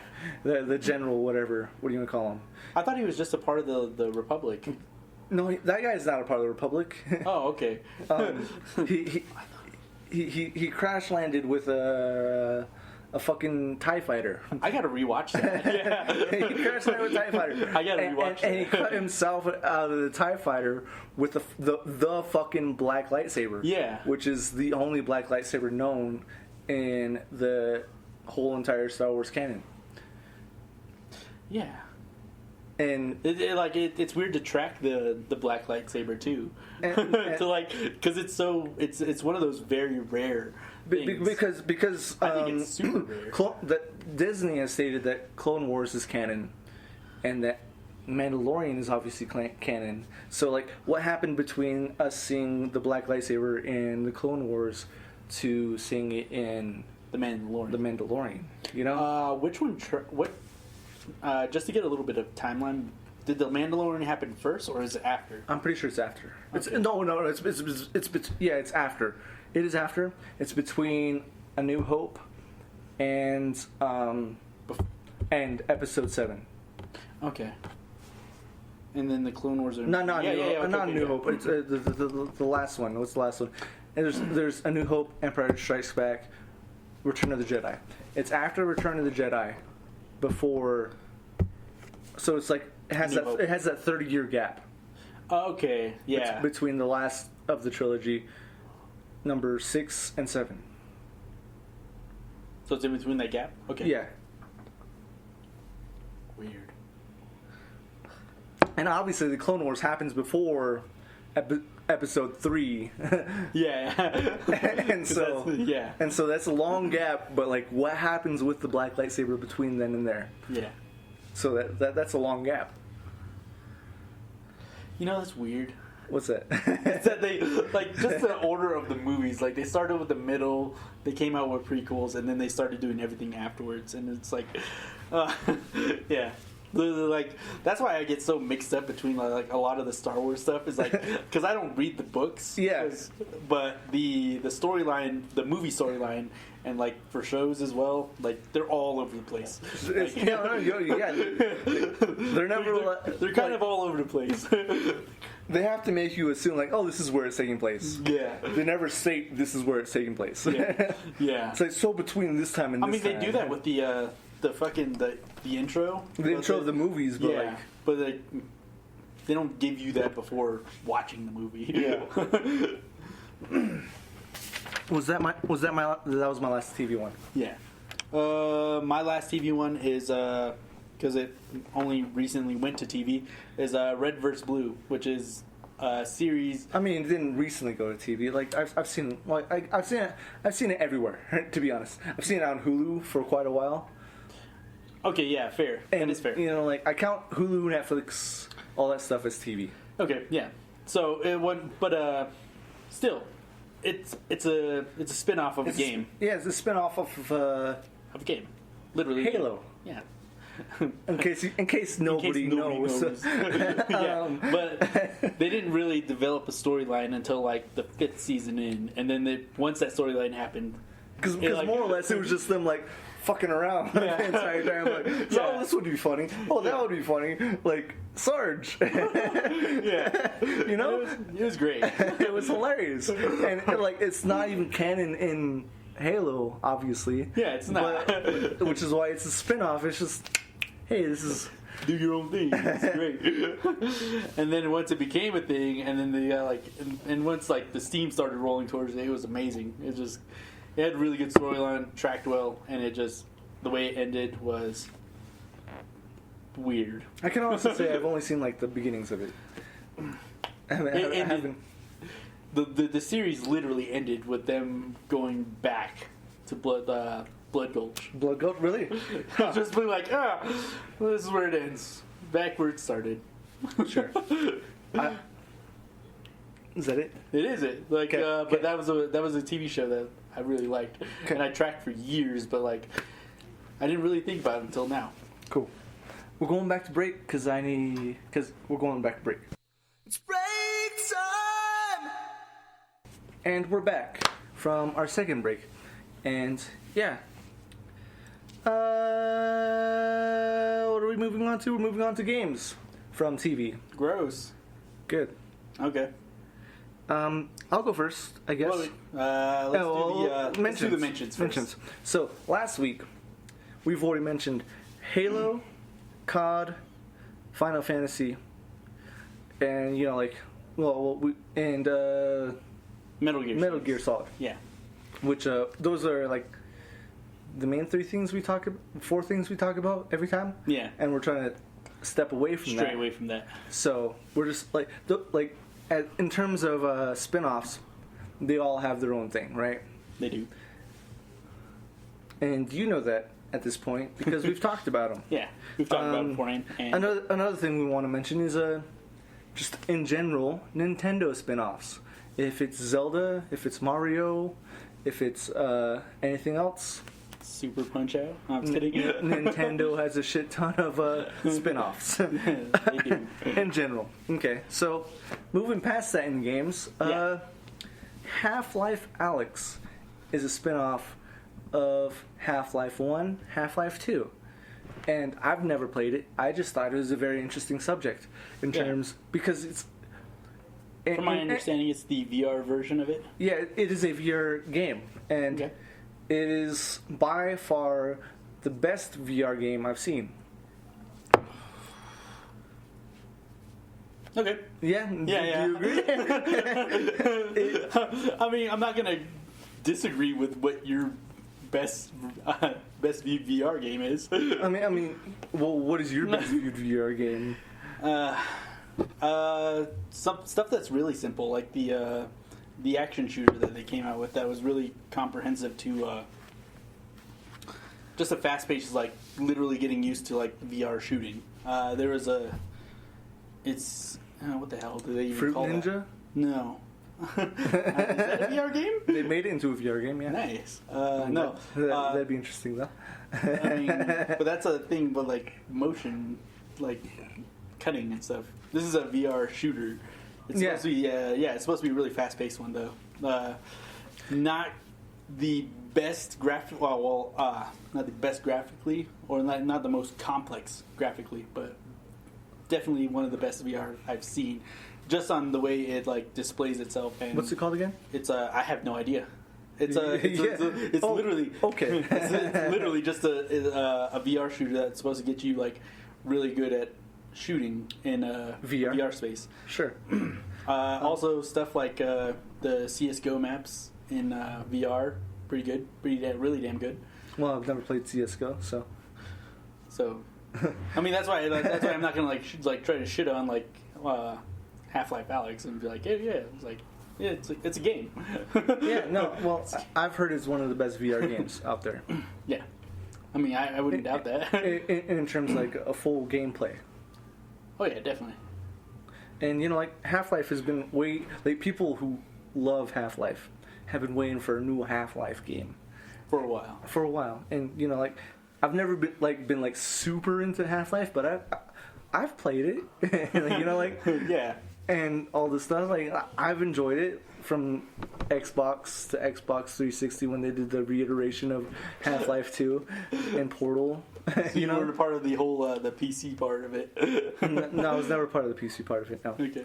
But yeah, I haven't played Half-Life, Alex, but I really want to. It seems like to be honest, it's the only VR game that I've ever shown interest in.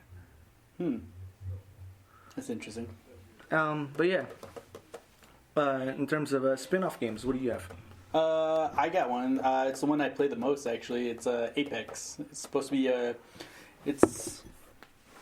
takes part in the Titanfall universe, just as a part of the entire even the introduction characters are the main some of the main characters in Titanfall. Yeah, which is interesting. I've never played the first Titanfall. I've played 45 minutes to the second one. Wasn't into it. Yeah. So I don't know much about Titanfall, and I was actually surprised to hear that Apex was part of the Titanfall universe. Yeah. It's odd. It's definitely odd. All the guns in Apex are Titanfall weapons. They're just given new damage parameters, and obviously they keep adjusting it every season and half season and mid season to make the gameplay better. Yeah, to try to adjust for everything. And a lot of people have problems with it, and they're like, "Oh yeah, why isn't this fixed instantly?" It's because that's not how coding works. It's the stuff doesn't fix in a day. They have to when they try to fix it, they can't just this is down to that, and then hopefully it doesn't break the game. Well, no, you can't. Well, the other thing is that you literally can't just see can't just take one person's word for it. It's oh, this used to do this much damage. This is why I use the weapon, and now it does a normal amount of damage. Why? It's it's broken. It's no. It's I remember seeing those videos every time something new came into the Apex scene. Was oh, this is broken. It's no, it's not broken. It's new. It's just it's a new aspect to the game. it's not broken. It's a new aspect. Every time a new character comes in, oh, they're broken. Yeah, literally. You just got to realize how to play it, and then and then defend against it. Yeah, no, the idea of it, it's oh, it's so broken, and then it was oh no, it's totally garbage. It's all right, it was is it broken or is it garbage? Yeah, exactly. Is it super overpowered or is it just complete garbage? Or are you just not used to it yet? It's literally, I think that's the way most online communities work, is that they think it's overpowered from the beginning because they're not used to it, and then it's once they get used to it, it's oh yeah, well, it's garbage. Yeah. But the entire Apex thing is amazing in my mind, and the thing that I kind of like that they're adding a little more storyline to the game now. Now that they just kind of got down, they've whittled away a lot of the people who are literally just in it for hype, and now it's down to its core group of players. Yeah. And then they're opening up that core group of players between consoles now. I like it. It's an interesting concept. I like the game. I'm not very good at it, but I like it. I would say I'm okay at it. I don't think I'm great at it. I regularly have people who's why does your aim 100%? It's because I miss a few shots every once in a while. It's sorry. It's I don't hit 100% all the time. I'm just playing below okay. Literally, I could one clip people without any extended mag. But it's I can't do that every time. Obviously, things don't just stand still. Mm-hmm. They move out of the path. Yeah. It's that's why you miss a few bullets. Sure, yeah. No, this is... I gotta get this one off my chest. I literally had a guy who with a 20 kill badge watching my stream in a ranked game in Platinum, who was oh, you can't even 1v3 a squad, and I literally 1v3 to squad, and he's oh, well, you couldn't even recognize where they're coming from. I was oh, is that really how you're gonna play this? It's you're just gonna try to shit on me and try to tell me I don't know where all these people were coming from, even though I just took out their entire team by myself. Yeah. It's this is so dumb. Yeah, and the best I've ever played at Apex is when I had you behind me telling me what to do. I can do things. It just doesn't come to mind when I'm playing Battle Royale. Yeah. In general, like I'm not good at battle royales. I mean, it's a different style of like facing like head to head. No, I agree. I'm used to respawning. Yeah. That's just my thing. Yeah. So the next thing I have on my list in terms of games is in spin-offs is The Walking Dead.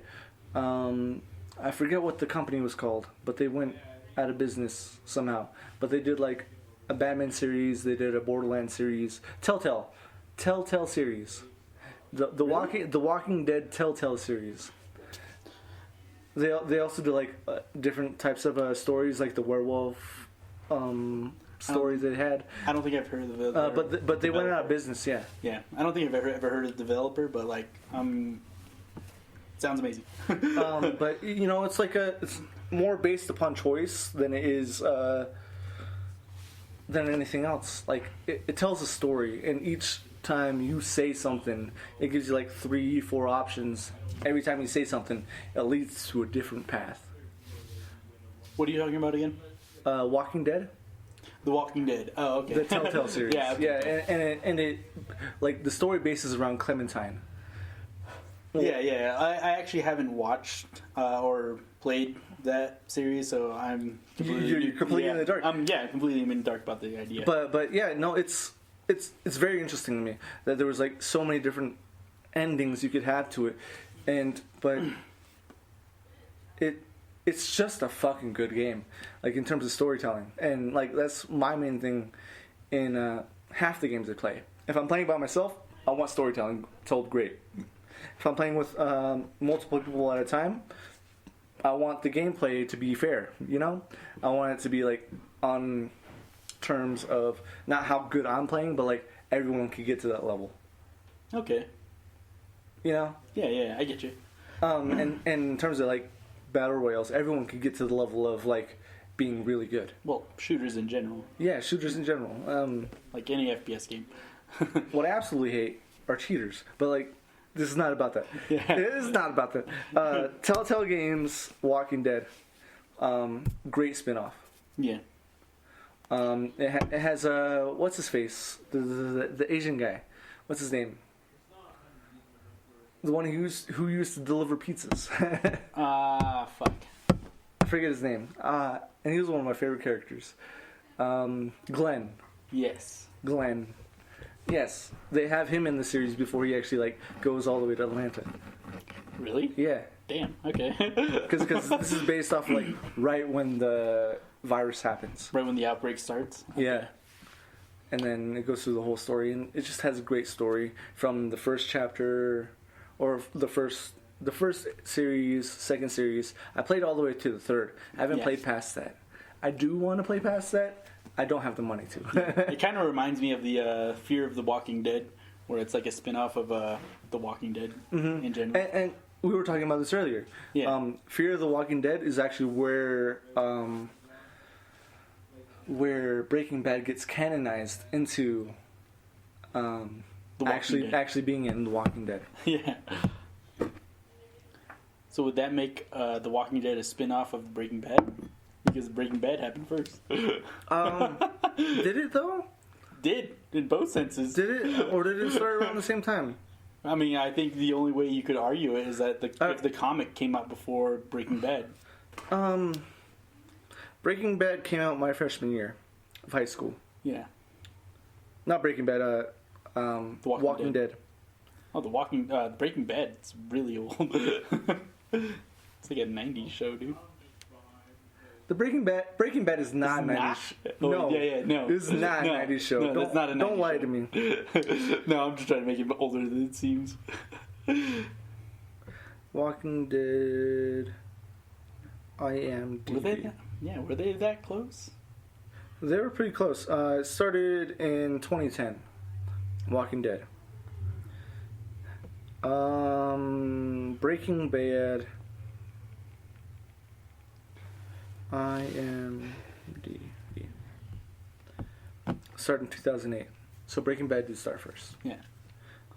But that's weird how those two shows are connected? Yeah, a little bit. Like, how they,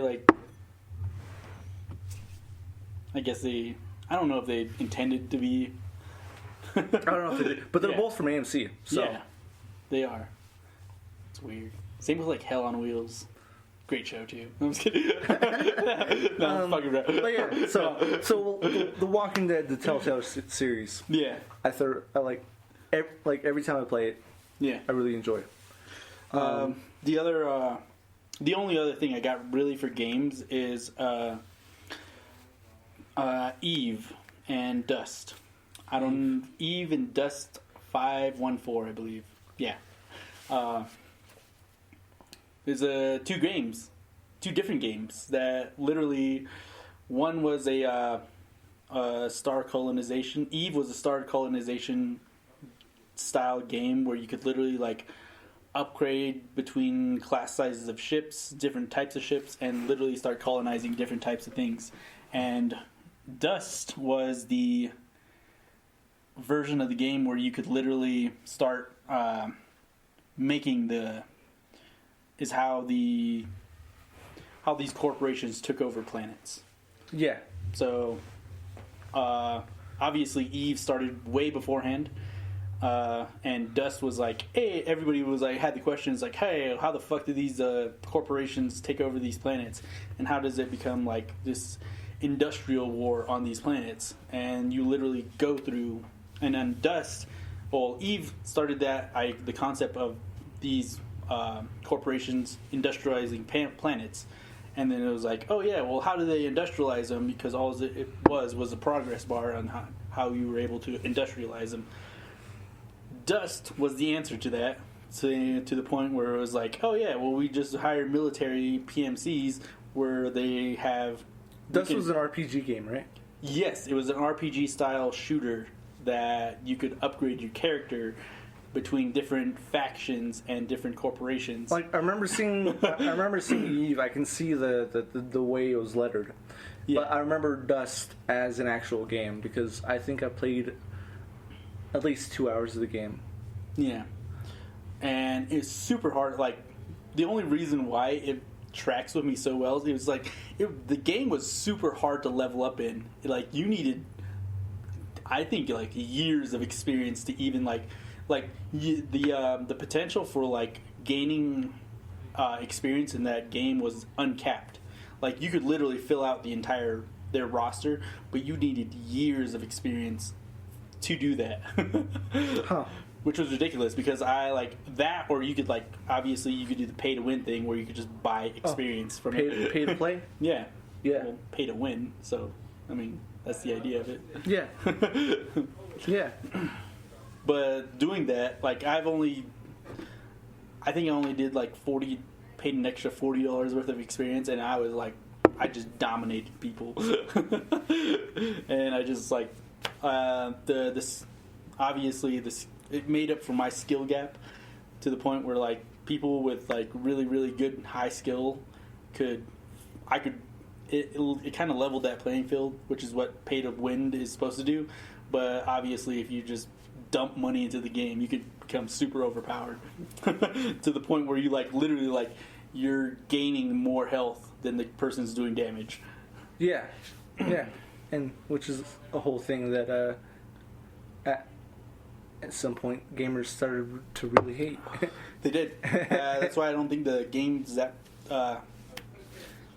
relevant anymore, because you could literally dump $100 in and be better than half the players in the game. Some people who grinded so hard to be at some for a year. And then it's oh, this person just had the money to do it, so yeah. Fuck me, right? Yeah, it's a free-to-play game, but it's also hard to be better than somebody who's willing to dump money into experience. Yeah. Which is the way games make money sometimes. Yeah. But yeah. That was my last game. My last game, and so far this is 3 for 3 in terms of topics, which is Star Wars. KOTOR. Knights of the Old Republic, the first iteration that came out for me on Xbox. I'm not even sure if it was on PS2. Yeah, it was. Was it on PS2? Yeah. Okay. So, but yeah, I remember waking up early for this game. So Knights of the Old Republic, in case you don't know, is based way, way before the Skywalker series even started. Really? Yeah. It was placed like basically like less than 100 years after the Mandalorian Wars. See, this is where I kind of like get the lore kind of like mixed up, because I understand in the game when you're building a lightsaber, you build it with stones, and you build it with a crystal. Gems. To be honest, like you build it with those, and it like the color of the lightsaber doesn't come from as a result of the person that's wielding it. It comes from the stones you've imbued it with. In canon, that's where I get messed up. but in the game at the point, which is not canon with current Star Wars. Okay. That is mythos. So there's the whole thing where you have to go find the crystals, which are actually really rare in the Star Wars universe, right? There are certain planets that have it. Yeah, and your lifestyle also judges where you can actually get these stones. Mm-hmm. And actually, which is canon in the Star Wars mythos, is that the red lightsaber is the most common of the lightsabers you can pick. Weird. Like it's the most common you can find. The red crystal. Okay. There's the yellow crystal, there's the blue crystal, there's the green crystal, there's the purple crystal, which all have different meanings behind of like who you are as a Jedi. Yeah. I'm not going to get into that because that's a whole segment of things. But KOTOR, in general, was in a game that was a really early game in terms of being what it was. If KOTOR wasn't a thing, I feel like Mass Effect wouldn't be a thing in general. I feel like so like decision making in the game. Yeah, because that's basically what it was. You wandered around everywhere, and you had so many decision makings to make. Yeah, like there were some allies you could make in the game that you probably wouldn't make if you didn't make the right decision. Yeah. To be honest, like I think Fable did it a little earlier. Fable actually came out after KOTOR. Did it? I'm pretty sure. Let me look it up real quick. Let's fact check this. Let's fact check this. I thought it came out a little bit earlier. No, Fable. Wasn't Fable on like 64? Fable. That's Fable.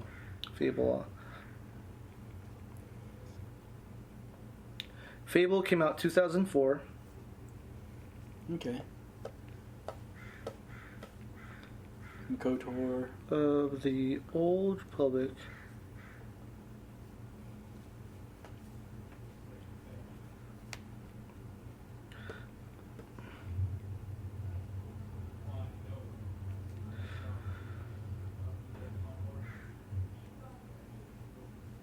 Knights of the Old Republic came out 2003. Okay, so like a year before. Nice. So that tracks. Definitely. But I also think Knights of the Old Republic was way longer than Fable, actually. Yeah, agreed. Very agreed. Fable was very short. Like the original, the original Fable. Yeah. The first iteration of Fable. Yeah. Was pretty short. Yeah. I think the thing that was really drawing towards Fable was like the one was like the crass characters, and then no, I agree. Fable's a great game. I fucking love Fable. Yeah. I got into Fable after KOTOR. Yeah, and then it's just like it's kind of like the freedom of choice in the game. Both games have that same that's what draw, I mean. you know? That's what I mean. But KOTOR, I feel like, was way ahead of its time in terms of that. On par with when the first Mass Effect came out. Yeah. And it was way, like I said, way ahead of its time. Yeah. And it's so crazy, like how vast the maps actually were for the time period. Oh yeah. The way you could travel between planets. There were different planets, and the planets were extensive. Yeah, they were expansive. Yeah. Like you go to Tatooine, you could go to Kashyyyk, where the Wookiees are from. Yeah. And you find the other dude with the purple lightsaber, and it was just like fucking dope. Yeah. Yeah, the world's expansive. It wasn't like just saying like one small little. I believe there were like 6 planets. Yeah. In total, which is actually a lot. Especially for the time. Mm-hmm. And it was just one disc. You know, like, and that's saying something. I feel like, because like there were a couple games out there that had like 3 discs. Yeah, like one of my favorite games, Final Fantasy VIII, was 4 discs, and it was one world. Amazing game, though. Loved it. But yeah, KOTOR really had a big part of my early life, my junior high life, actually, and I actually never played it. It was always an interesting concept. I just never got into it. They've done remasters of it. I believe that. I really do. You know what they've done remasters of that I've replayed? Final Fantasy X and X-2. And there's a recent Final Fantasy. Yeah. 7? Is it 7? Yeah, they remastered 7 as well.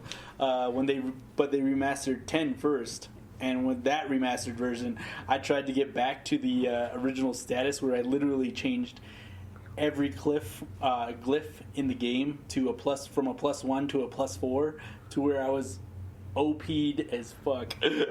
But that's a different story. It's an entirely different story. Sure. To the point where I'm like, I literally like OP'd every character in that game. Sure, but yeah, KOTOR. Spin-off game that was before anything, and like there's a whole thing where they're actually I think there's a rumor going around that they're actually doing a Knights of the Old Republic movie with Keanu Reeves as Revan. That'd be weird. And I don't know if you know who Revan is at all. No. Because you haven't played the KOTOR series at all. But yeah, that would be fucking magnificent. That'd be great. I'd love it. Yeah. Moving, and that's all I have for games. We already mentioned the mentions. Yeah. So we are going to anime because we're saving music for last. Yeah. So let's go through the mentions of anime. Yeah. The first mention I have for anime is the Fully Cooley series after Fully Cooley. Yeah. Because there's a whole thing after Fully Cooley. I haven't watched that. I've watched 3 episodes past it, but then I ran out of like money to pay for whatever I was watching the next series on. Okay. But yeah, there's a whole Fully Cooley series after Fully Cooley. Now, there's 2 seasons afterwards, and they brought the pillows back for that. For doing the music, which means a lot to people who love Fully Cooley. And yeah, that's a mention. Yeah, for its music and its art style. Yeah, Mm-hmm. It's good shit. I think my mention on this is Samurai X series, but I've talked about many times on this. many times and extensively. Yeah, very extensively. But it doesn't take away from how great it is. It doesn't take away from how great it is. The only thing that I would really truly consider a spin-off is when if Yahiko actually got his spin-off to that show. Yeah. Yeah, where he's just fucking like, if he actually got the spin-off that he was like, that they were like leading up to in that series, if he got his own show, that would have been like an entirely different show. Yeah. Okay. But that's second mention. So we all know, we talked about Soul Eater last time. Yeah. How you mentioned the ending of Soul Eater, and then there was a whole different spin-off called Soul Eater Not. Yeah. Which you don't like because it's more of a slice of life type of anime. Yeah. Which you're not a fan of. Yeah. I've watched 2 episodes. I'm not a fan. I like slice of life. I didn't really get into Soul Eater Not, but you know that is a mention of it being a spin-off of an anime. Yeah. And so those are the 2 spin-offs I thought of to mention. Yeah. Do you have any more to mention? I do, actually. I have one more. The Fate series. Oh, yeah. Almost all of the Fate series. Yeah. Other than one, like Zero and Fate Stay Night. Fate Stay Night? All the other ones are literally just spin-offs. They're different iterations of the Holy Grail Wars. Yeah, well, there's 2 movies that are just basically the entire series of. Well, the movies came before the series, and then the series were literally just like developments off of it. Yeah, they were the expansion of what the movies were. Yeah, which does happen sometimes. But I do like the series better than the movie. Yeah, it expanded upon a lot. Again, because of the lore. Yeah, and like the Zero and Fate Stay or Unlimited Blade Works were the only 2 that were really consistent as like a consistent series. Whereas like there's one on Netflix. I forget what it's called.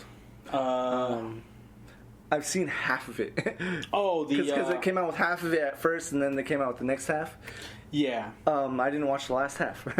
Yeah, I haven't even watched that one. I watched like half of the first one. Half of the half.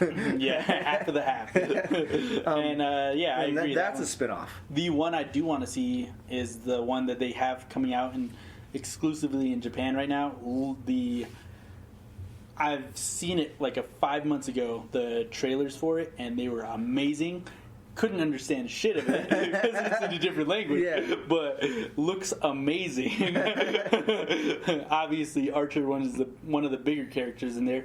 He's not a part of it. Neither is Saber. Well, I don't. Well, obviously, Archer and Saber are like 2 different classes. No, but like the main characters. Yeah, but like the typical Archer and Saber aren't in there. Mm-hmm. Like it's an entirely different iteration of the story, and now it just looks amazing. Also, if you're trying to get into Fate Stay Night or Fate Zero, watch Fate Zero first, then Fate Stay Night. In terms of like the shows coming out, Fate Stay Night came out before Fate Zero.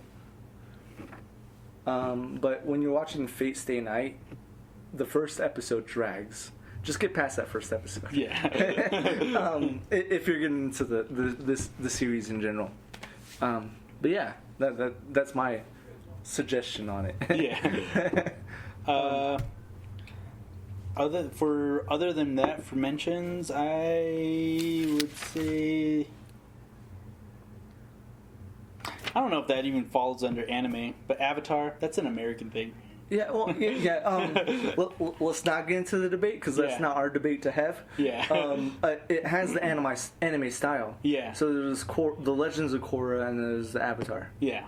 And so Legends of Korra is definitely a spin-off of the Avatar, which can go both between TV and anime. I feel like. Yeah, because I feel it has the style. It fits in both. I just don't know where to put it. Yeah, no. There's been an argument about it forever. Yeah, we're not going to settle that argument. We don't have the rights to settle the argument. So it deserves mention. It deserves a mention because Korra is a magnificent show. Not as great as the first show. By the way, the spin-off movie sucks dick. You talking about the M. Night Shyamalan? We've talked about this. Mentioned that. I'm pretty sure we've talked about M. Night Shyamalan movie. No, but they are coming up with a Netflix series, live action. I've heard. I have no qualms about it until I see it, and I want to see like at least a trailer just to get like a feel for it. No, I have no qualms about it until I see. But then again, anything about it. But then again, the M. Night Shyamalan, like the trailer for it, would like it built up so much, and then it's like fucking disappointing. It's like nah, because they put one whole movie into one season of Avatar. Yeah, and then it wasn't that the CGI was bad. It wasn't that the acting was bad. It was just that it was too congested. Yeah, it was compact. They skipped over so many things, but yeah. We've gotten into it multiple times. We've done that multiple times. Okay, so let's move on to actual animes that we want to talk about. My first one is Gun Gale Online, which is a spin-off of Sword Art Online. Yeah. And I really enjoyed that one. I have to say I didn't, but... And I'm not talking about the second season of Sword Art Online. I'm talking about the season where it's more about the game of Gun the Gale. mentor. Yeah, the Gun Gale. And there's like the really tall chick wanting to be a short chick. Yeah. And her playing her favorite iteration of character with a whole bunch of different people in the game, and I really enjoyed it. I thought it was a fun time. At this point, like, I was really invested in my music. This is when I first moved into my room, because I was living in my living room for a second, and I was sleeping in my closet to save more room to record in my room. And I remember laying in my closet watching Gun Gale Online and just like, I'm into this. like I can do this. Like I was just laying there, and this is when I was still working like 9-to-5 job, and it was very enjoyable for me. And I don't know. That point in time was perfect for me to get into this show. I don't know how to iterate that enough. Yeah. And like everything was aligned at that point. Yeah, and I really enjoyed it.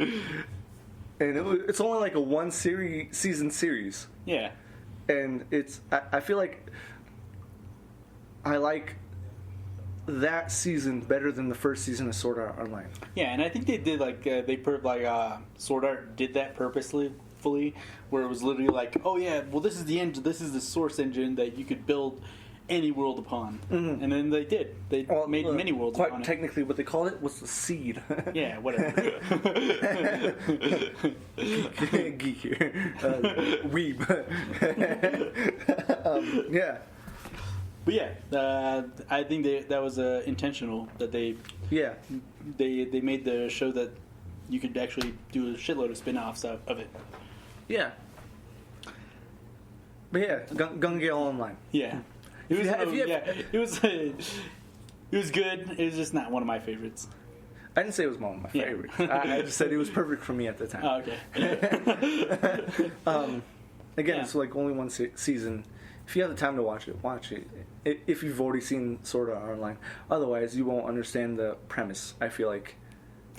I mean, you'll get the gist, but you won't understand it. Why it's so important.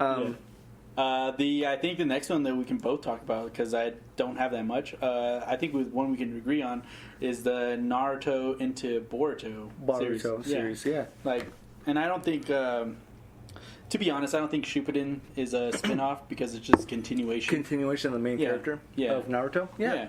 And this is like when it goes into Boruto, that's when you see the shift of the main character. Yeah. No. Yeah. Agreed. And I see a lot of people hating on Boruto. I don't hate on Boruto at all. I fucking love it. I haven't watched it in a while. But I do like the direction that the story is going in. Well, from what I can see. I'm rewatching Shippuden, and so then I've taken a break, or I'm rewatching Naruto in general.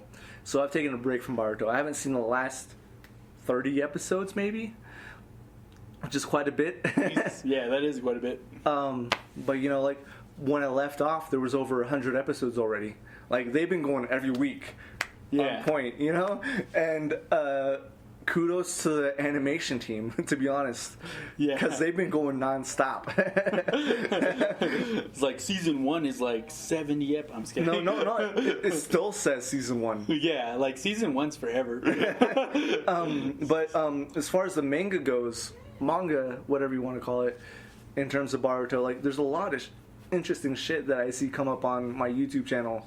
Yeah, I try not to I try to not read too far into the future. No, I agree. Because I want to watch it. No, same. Like, I agree.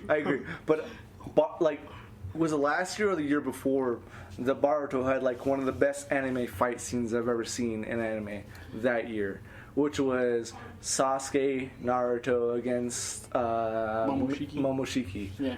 That was a magnificent motherfucking fight. It was. That was... The only thing I can have qualms about that is the way it ended. Oh, with Boruto doing the thing. Yeah. Leave it to the kid, I guess. I mean, it's the Naruto franchise being like, oh, you youngsters, you can do it. It's like it's that ceremonial handing off to this character. Yeah, exactly. And it was basically that too, because he did the giant Rasengan. Yeah, he gave him the giant Rasengan just to give him an idea, a grasp of the power of what's to come. And And in terms of Boruto, actually, Boruto was learning things a lot faster than Naruto did as a kid. That's the only thing I didn't. That's the other thing I didn't like, is that he was like, obviously the new generation is supposed to learn things faster than the old generation, but like not that exponentially. and he did. And one of the most OP characters on the show is actually Orochimaru's clone thing that he gave to the Hidden Leaf Village to teach. What's his name? It starts with an M. Yeah. Fuck me. Like we tried figuring this out earlier today, but I don't think we're gonna figure it out. Miku something, some shit like that. But there's also Sarada. I just hate that she doesn't know Uchiha lore. And that's because Sasuke's in there to teach it to her. But then again, she's also developing her her eye faster as well. Like she doesn't have any of the strife that comes with the eye. Like think about what it took for fucking Sasuke to unlock it. He was trying to save Naruto against Orochimaru. What's his face? No. It wasn't even Orochimaru. It was against Zabuza and what's his face? I always want to go what's her face because like you always see as a her, but it's a he. Haku. Yeah. And even then, the eye wasn't that powerful. Like Sasuke still lost. Oh yeah. No, he did. Yeah, like the only thing Sasuke was able to do was protect Naruto enough for Naruto to get angry to unleash his a little bit of his nine-tailed fox chakra. Yeah, and Sadara is developing the eye way faster without as much strife. Actually, in canon, she's the only one who ever activated it out of joy. Really? Yeah. Because most of the time when the Sharingan is activated, it's under stress or necessity. The feels bad moments. Yeah. But you know, but that's also a thing with what do you call it? With just Uchiha in general, isn't it? Like you can't get the Mangekyo Sharingan unless you like witness some like your best friend die or something like that. No, but like the eye is driven emotionally, not. It doesn't say that it has to be negative emotion. It doesn't have to. But in canon, she's the only one who's ever activated her Sharingan with joy. Yeah. And that was with actually seeing her father for the first time that she can remember, which is a little sad, but you know, like. I mean, there's pain in that. Mitsuki. Yeah. That's his name. I was like, what are you looking up? I'm trying to find Orochimaru's quote unquote son, Mitsuki. And the only reason why he's OP is because at this before he even went to the village, he was a sage user. He was able to use sage mode, which I don't even know if Orochimaru can use. I don't think he can. I don't think he can.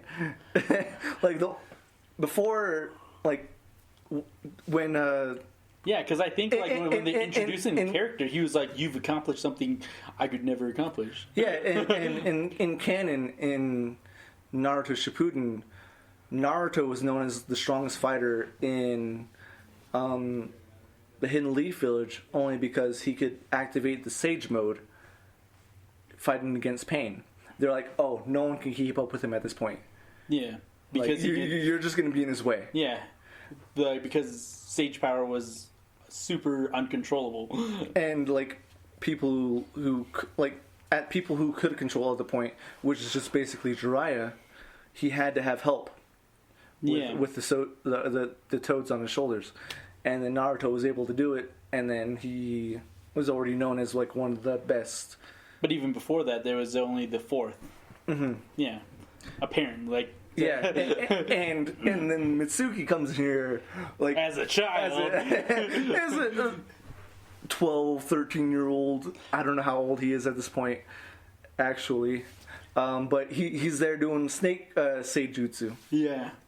Instead of the toad seijutsu, and it gets stolen from him from one of the Otsutsuki clan members for a second, but Yeah.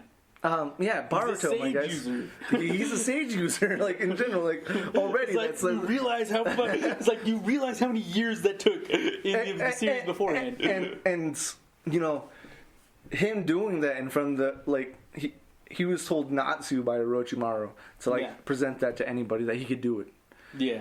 And when like he only did it because it was the only option to do it against the Otsutsuki clan to like stand a chance against them. And when he did that, the Otsutsuki didn't even know what that was. Yeah. They were like, oh, what the fuck is this? Like, he's like so much better. He's so much more powerful at this point. We gotta steal a little bit of that. And find out what it is. Exactly. Yeah. And, you know, like, and so, like, one of the most OP characters in my mind is always Mitsuki. Yeah.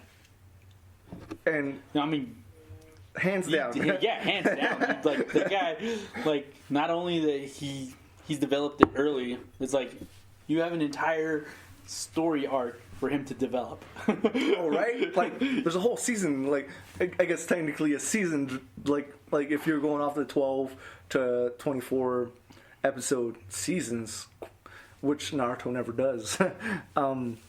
Naruto, the series in general, never does.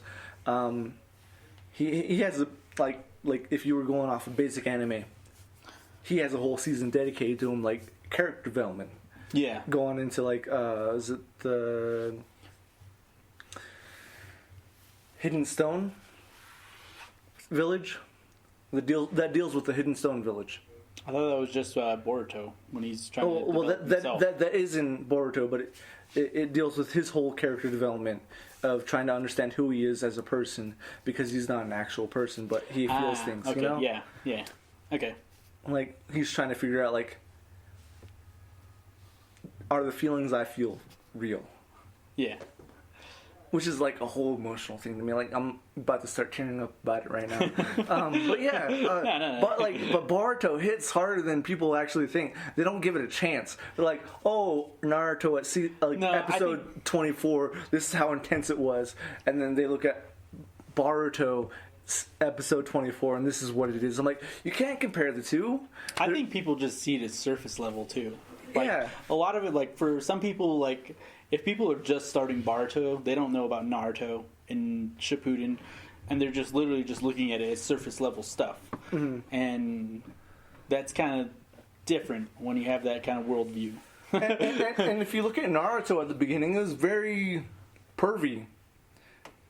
Yeah. Like extremely, to be honest. And they also made they literally made all the characters super OP. Like, if you ever look back upon what they were, Naruto's technically, he outclassed every Kage from the beginning.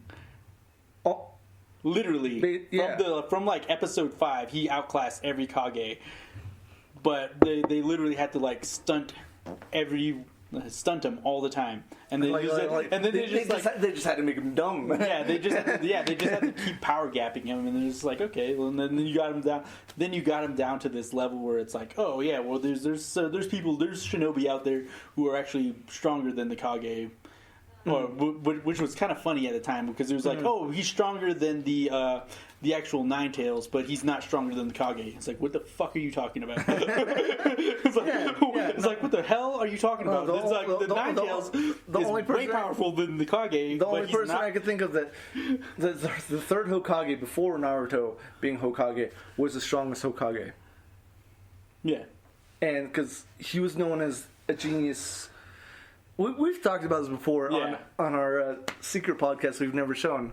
Actually. Yeah, like, technically the first... the iteration of us actually coming out with this podcast. Yeah. But I always think that's weird. It's like, how they just stunted him. And then they stunted Sasuke. Because literally, Sasuke could have traveled the world and learned every jutsu. Literally. Yeah. But they took that power away from him. Where he couldn't, like, where his power wasn't to, like, mimic every jutsu. His power was his power became foresight more than just mimicking everything. Like, literally, his that's where the whole copy ninja came into thing. Was like he was able to copy everybody's jutsu. Mm-hmm. I feel like Kakashi was very special in that though. Yeah, where he was the copy ninja. Yeah, yeah, but they were saying. Every Uchiha could do that, right? Yeah, but Kakashi was in a position to where he had the wit to outclass an Uchiha in their own game. I don't think so. You don't think so? No. Because even even the weaker version, Sasuke, could realize that he didn't have the stamina to keep up with it. Chakra. No. Chakra stamina. No. Just stamina in general. Like, he didn't have the stamina to keep up with just a Uchiha in general. Standard Uchiha. To be fair, though. He has, To be fair, though, Kakashi was skilled enough to not even need it, though. He was. He could now class an Uchiha without a Sharingan, just with Taijutsu alone. I doubt. No. I don't know if I necessarily agree with that. Because that's canon, though, because you when he fights, Rock Lee could still outclass Sasuke in a Taijutsu fight, even if Sasuke was using his Sharingan. But he defeated him with his own moves. No.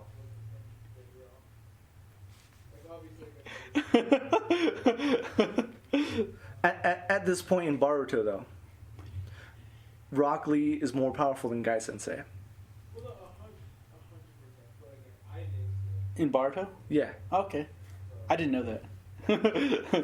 But yeah, Naruto, like all the entire there's way too much discussions to have about that. Arguments, yada yada yada, and we've done a whole thing. We've done this a couple times actually.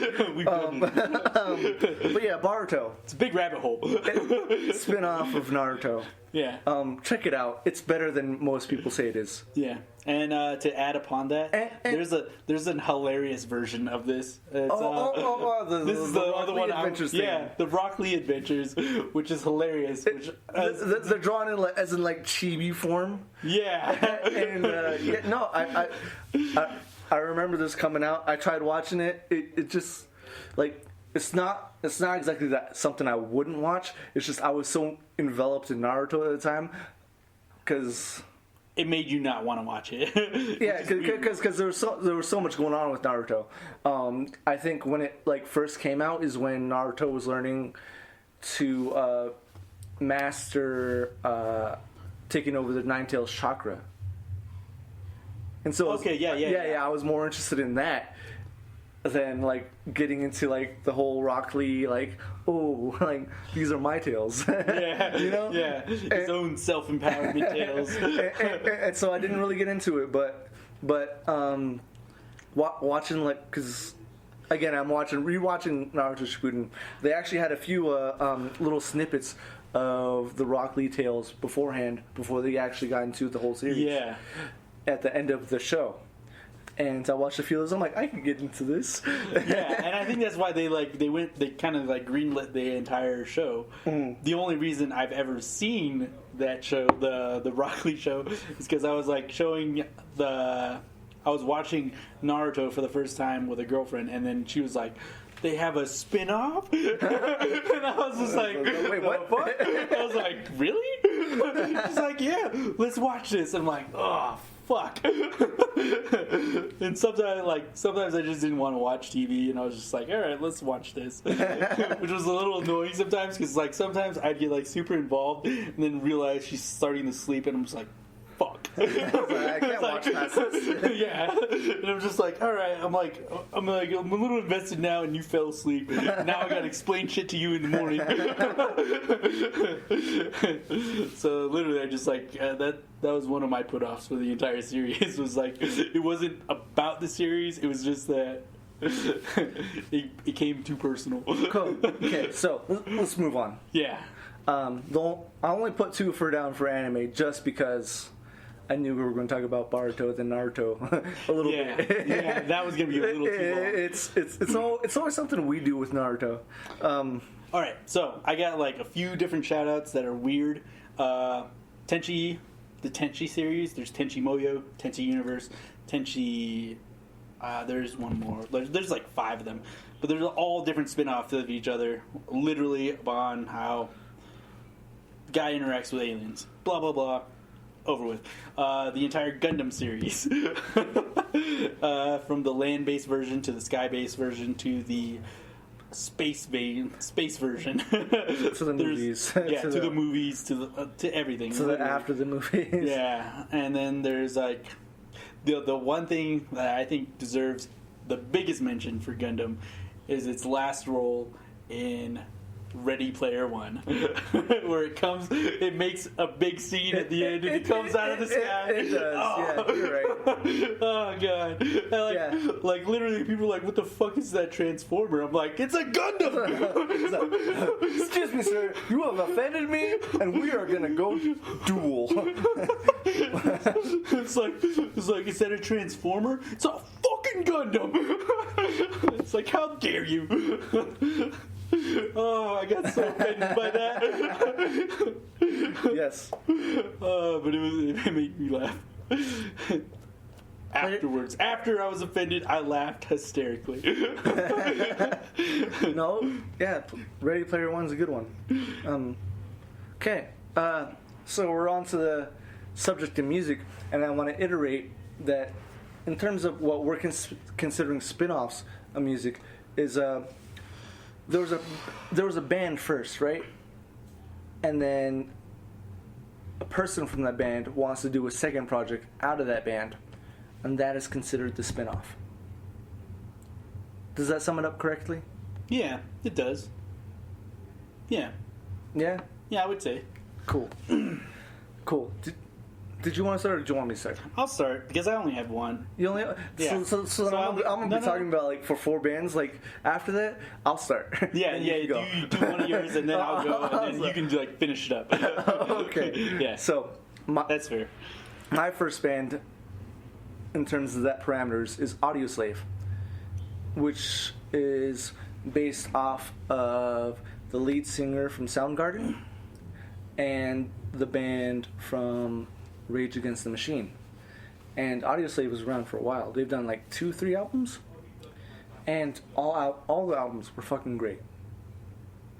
I remember first getting to Audioslave, everyone was like doing like a Stone, you know? Yeah. That song.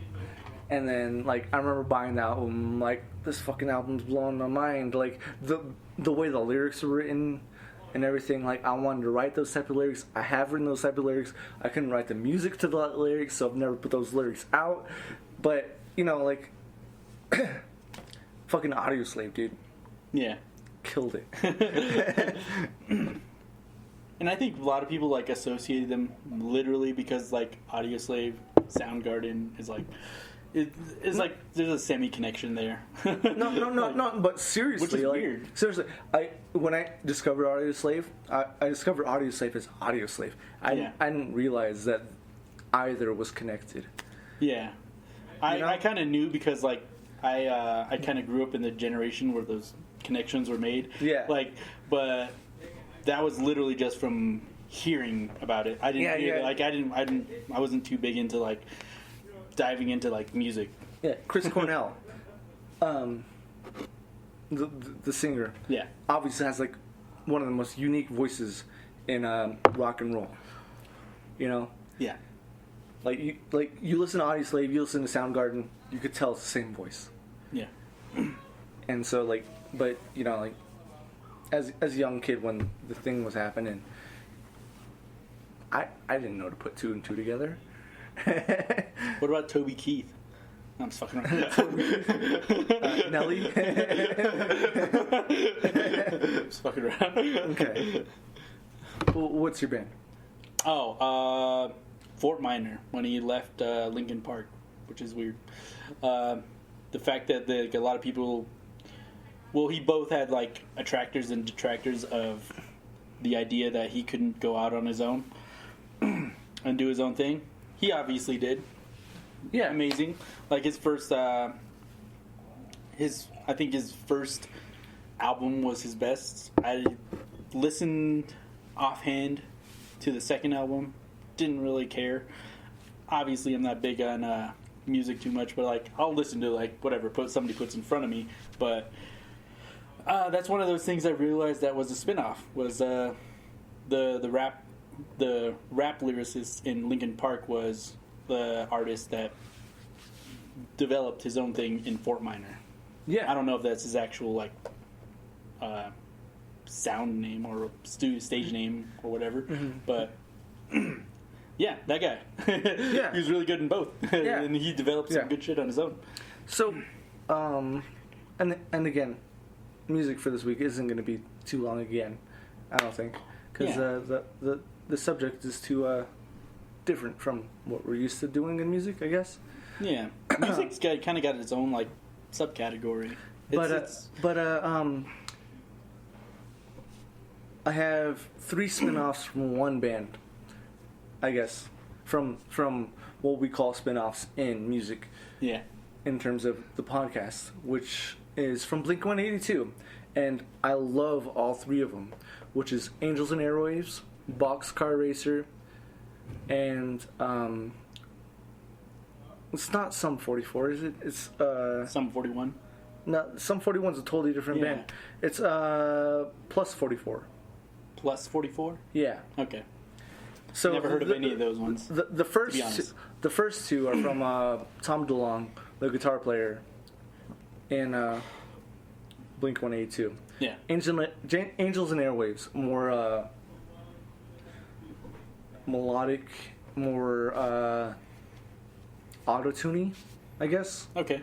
And it works well for Tom DeLonge, you know? Yeah. And then Boxcar Racer, I got into quite a bit because I at the point when I got into Boxcar Racer, I was really into Blink-182. Yeah. And then I listened to Boxcar Racer. I'm like, this sounds like Blink-182, and I fucking love it. And I was listening to that CD over and over and over again, not realizing that Tom DeLonge was the singer. And it just makes sense that he was. But the Boxcar Racer only came out with 1 CD. Yeah. And that CD goes off the charts. It was magnificent. That's weird. Plus 44 was the bassist of Blink-182 doing his own thing with people. And that album was actually really good too. And I got to show you these songs. Yeah, like after the after the episode. I mean, we definitely got to listen to some of this stuff afterwards because like this is all new stuff to me. But yeah, these are all quote unquote spin-offs of Blink-182. Yeah. And you know, obviously the drummer went and did other projects with other people as well. But you know, he's not as recognized because you know. He's the drummer. He doesn't sing. I don't know his voice. That's fair. But yeah, and all these bands that I just mentioned, I got into in high school. What about Sublime and then Sublime with Rome? I'm just kidding. What's wrong with you? We're not getting into this subject. Gosh. Lasagna. I like that. Like the funny thing about that is like I like how those are like 2 different bands. And it's so stupid. Sublime with Rome. It's like the fuck. What's wrong with you? No, it was funny because like the first time I ever heard of that was like when I was living in Vegas, and one of the waitresses came up to I listened to music when I was cooking all the time. Yeah. And I was like, you got to be tired of what I'm listening to. I was like, so I just asked one of the waitresses, I was like, what do you want to hear when you come up? At least I was like, I got to hear some new shit. And she's like, Sublime with Rome, and I was like, huh? I was like, why'd you add that last part? I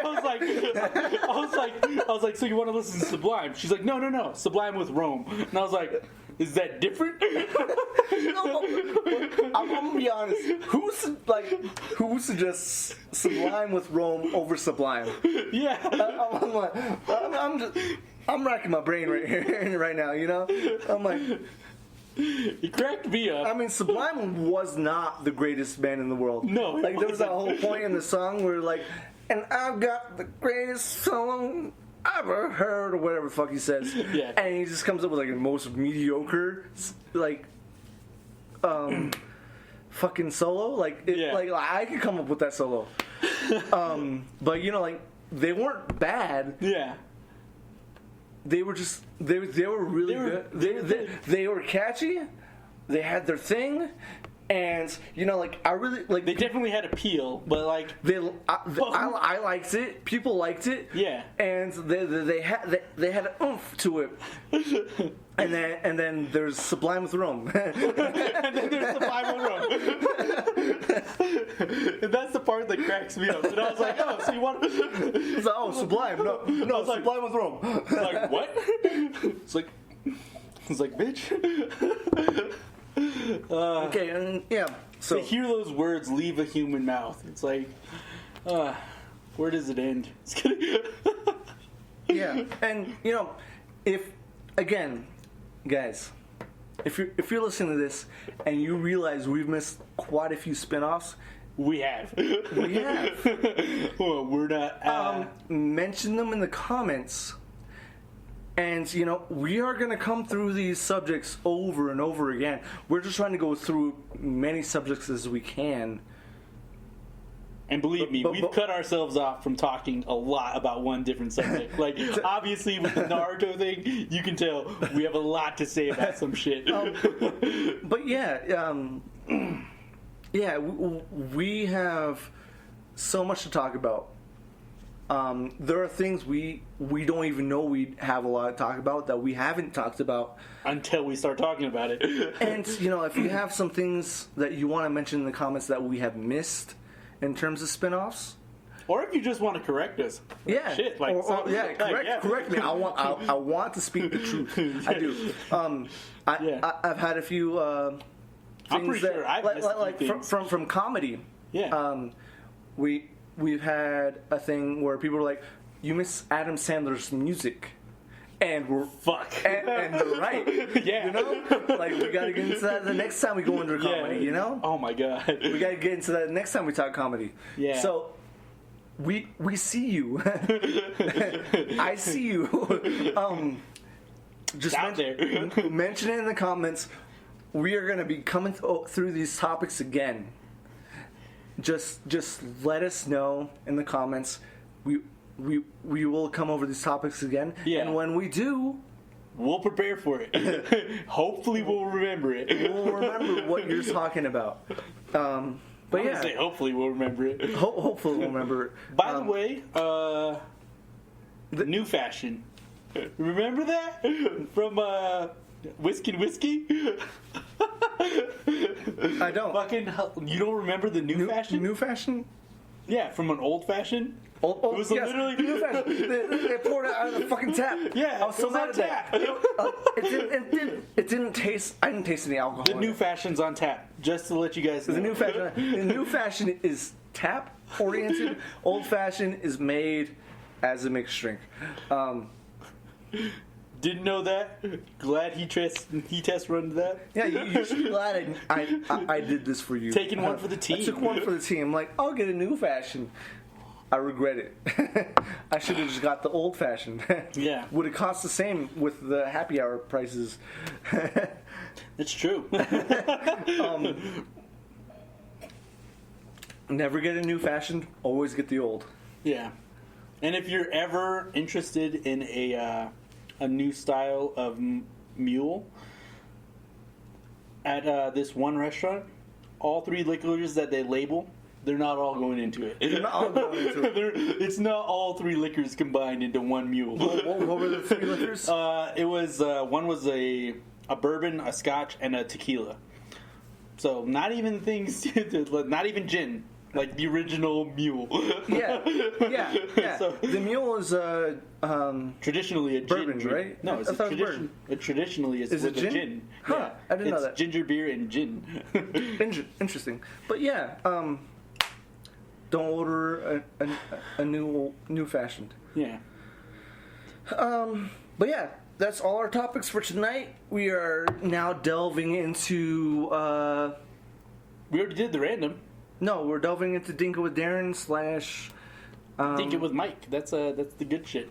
Dingo with Mike / Drink of the Night / Nightcap. Nightcap. That's the thing. That's what it's called. I'm sorry. I was drawing a blank. I'm like, we're getting there. To be honest, I kind of like this scotch that we got. No, I agree. It's like, I think Darren has something going with it being more warm, actually. Me? Derek, my roommate, person who does Bros and Brews. Check them out. They're very dope. That scotch being better. They have just about 100 episodes, I think, if not over 100 episodes. Yeah. And we are now. This is the 8th episode. If you can believe it or not. Oh, this only 8. Only 8. Only 8. To be honest, we've done more. We've done more than 8. A couple have been messed up, and so this is only 8. Yeah, and if you'd like to, I'm pretty sure we mentioned this earlier, but if you want to hear those, what we're willing to release from those lost episodes. Yeah, if you want to hear, I think there's 3 or 4 of them. If you want to hear, there's 3. Okay. I thought there was a 4th. There's 3. There's 3 of them in total. What about? The other one's corrupted. Huh? The 3rd one is corrupted. You won't want to hear that one for money at all, to be honest. But what about the first thing that we did was that we literally did in the room before. I don't count that as after hours. That was just us drinking. That was just us trying to do a podcast, and we did horribly. Then afterwards, we did the slightly entertaining version of it. Slightly more entertaining version of what we would call after hours. That's where it was conceptualized. That is exactly where it was conceptualized. And if you want to hear that episode, let us know. We will create a Patreon where you'll basically pay $5 to listen to it, which is a lot of money to listen to one episode. Yeah, maybe we just reduce that. No, it's $5. I need the money. Fine, $5. I'm just doll kidding. hairs. I'm just kidding. If you really want to listen to it, just message me. I'll send you the link. I'll send you the fucking thing directly. You can download it from my Google Drive. Is the one on a SoundCloud? There's YouTube? There's 2 on SoundCloud. So everything is on YouTube. Okay, so we do have 2 from SoundCloud on YouTube as well. That's good. Everything's on YouTube. The YouTube that you're hearing this from currently, actually. Yeah, and hopefully, if this tracks, we'll open it up to more people, and hopefully, you can tell everybody about us. We're weird people. So, what's your favorite drink of the night? My drink of the night is this. I can't fucking... Aberlour. It's a 12-year cask? Aberlour. Yeah, it's a 12-year cask. So I believe single cask? It's a double cask. Double cask, okay. Speyside single malt Scotch whiskey. Yeah, in Speyside. I do not know where... I've never heard of that. I've never heard of Speyside either. It's new in terms of hearing about Scotch. I understand that a lot of Scotch is dependent on where it says it's an American oak cask, and it's a sherry oak cask. Sherry's I think sherry's just a not cherry, sherry. No, that's what I mean. I think that's just the type of the wood they use. Type of the wood they use. Yeah. Sure, I assume so. I just wanted to reiterate it's not cherry wood. Okay. But still, to me, this damn good 12-year. Yeah, agreed. Warmer, it does have a bit of cold, chilled. It doesn't have mouthfeel.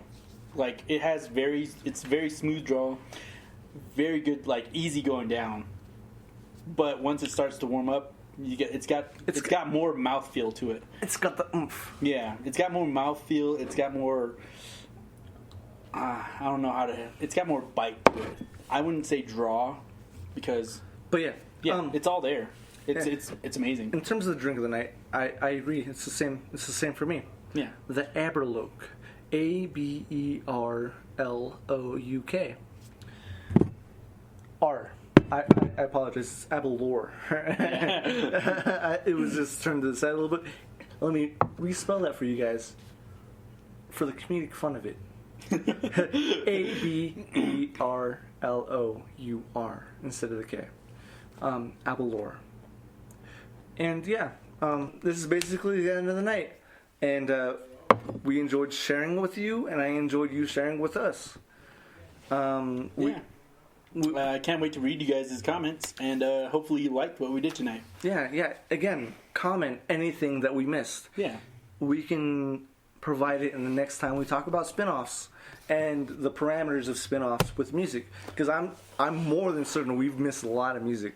And to be honest, once this whole pandemic thing, like, obviously it's not going to go away in a flash, but once it starts, like, loosening the grips, we're obviously going to talk a little more about who we're hanging out with, where we were, stuff like that. Like, stuff where we can, like, say that we've gone out to a place and then had something afterwards, which is the entire premise of the After Hours in general. Mm-hmm. Is that we're not just drinking by ourselves. We're limiting the people that are around us so that to comply with, like, the entire social distancing thing. Agreed. Yes. Yeah. And I think that's why Derek's not doing, like, a crap ton of, like, Bros and Brews right now. He actually did a couple episodes. Did he? Mm-hmm. Nice. I'm glad he did. In case you didn't know. I didn't know. I won't showcase them in the show notes because that's work. Yeah, that is work. And in case you guys didn't know, I edit and produce all these all the shows for us. The shows for, including the break time little singing area. That's me. Yeah. And including the beginning part, I edited the beginning part and the ending. And it's not a lot, but it's something. But it's also it's still work. And I'm still doing it for free. So, yeah, we're here. We're trying to. And I'm having fun doing this. So it's not like I'm saying I don't like doing this. I love doing this. Yeah, but we're not doing this for a profit. We're doing this because we want to do this. Yeah, but if you guys want merch, let us know. Yeah, we're currently in the works of trying to like figure out some. To be honest, I've type of thing. Yeah, what I've been working on personally is just something in general, so that even if it doesn't go anywhere, I want to have like a still of our own style of stuff, that just to kind of like have a memento to like, hey, this is what we did for a while, and it's our thing for a minute. This was our thing for a while. like technically, we've been doing this for about roughly 10 weeks. Yeah. Which is over 2 months. Yeah. But, like, you guys have been hearing this for roughly just, like, if you're hearing this episode, 2 months. Or a month, or... 2... a month. Yeah, literally. Because this is the 8th episode. If you listen to this from the beginning to the end, currently, 2 months. Yeah. But, like, again, we love you. I don't know that. I don't know if we love all. Some of you weird out there. But yeah, we enjoy the fact that people listen to this show, and I know people listen to the show. I think. I know some people that listen to the show. But yeah, comment below your favorite spinoffs if we didn't mention it, or if we did mention it, like let us know what we didn't talk about that you found profound in those spinoffs. Yeah, obviously there's more than what we're talking about. Most obviously. And yeah, so I guess this is a good night, my friends. Have a good night. Good old tip of the hat. Yeah. Check you later.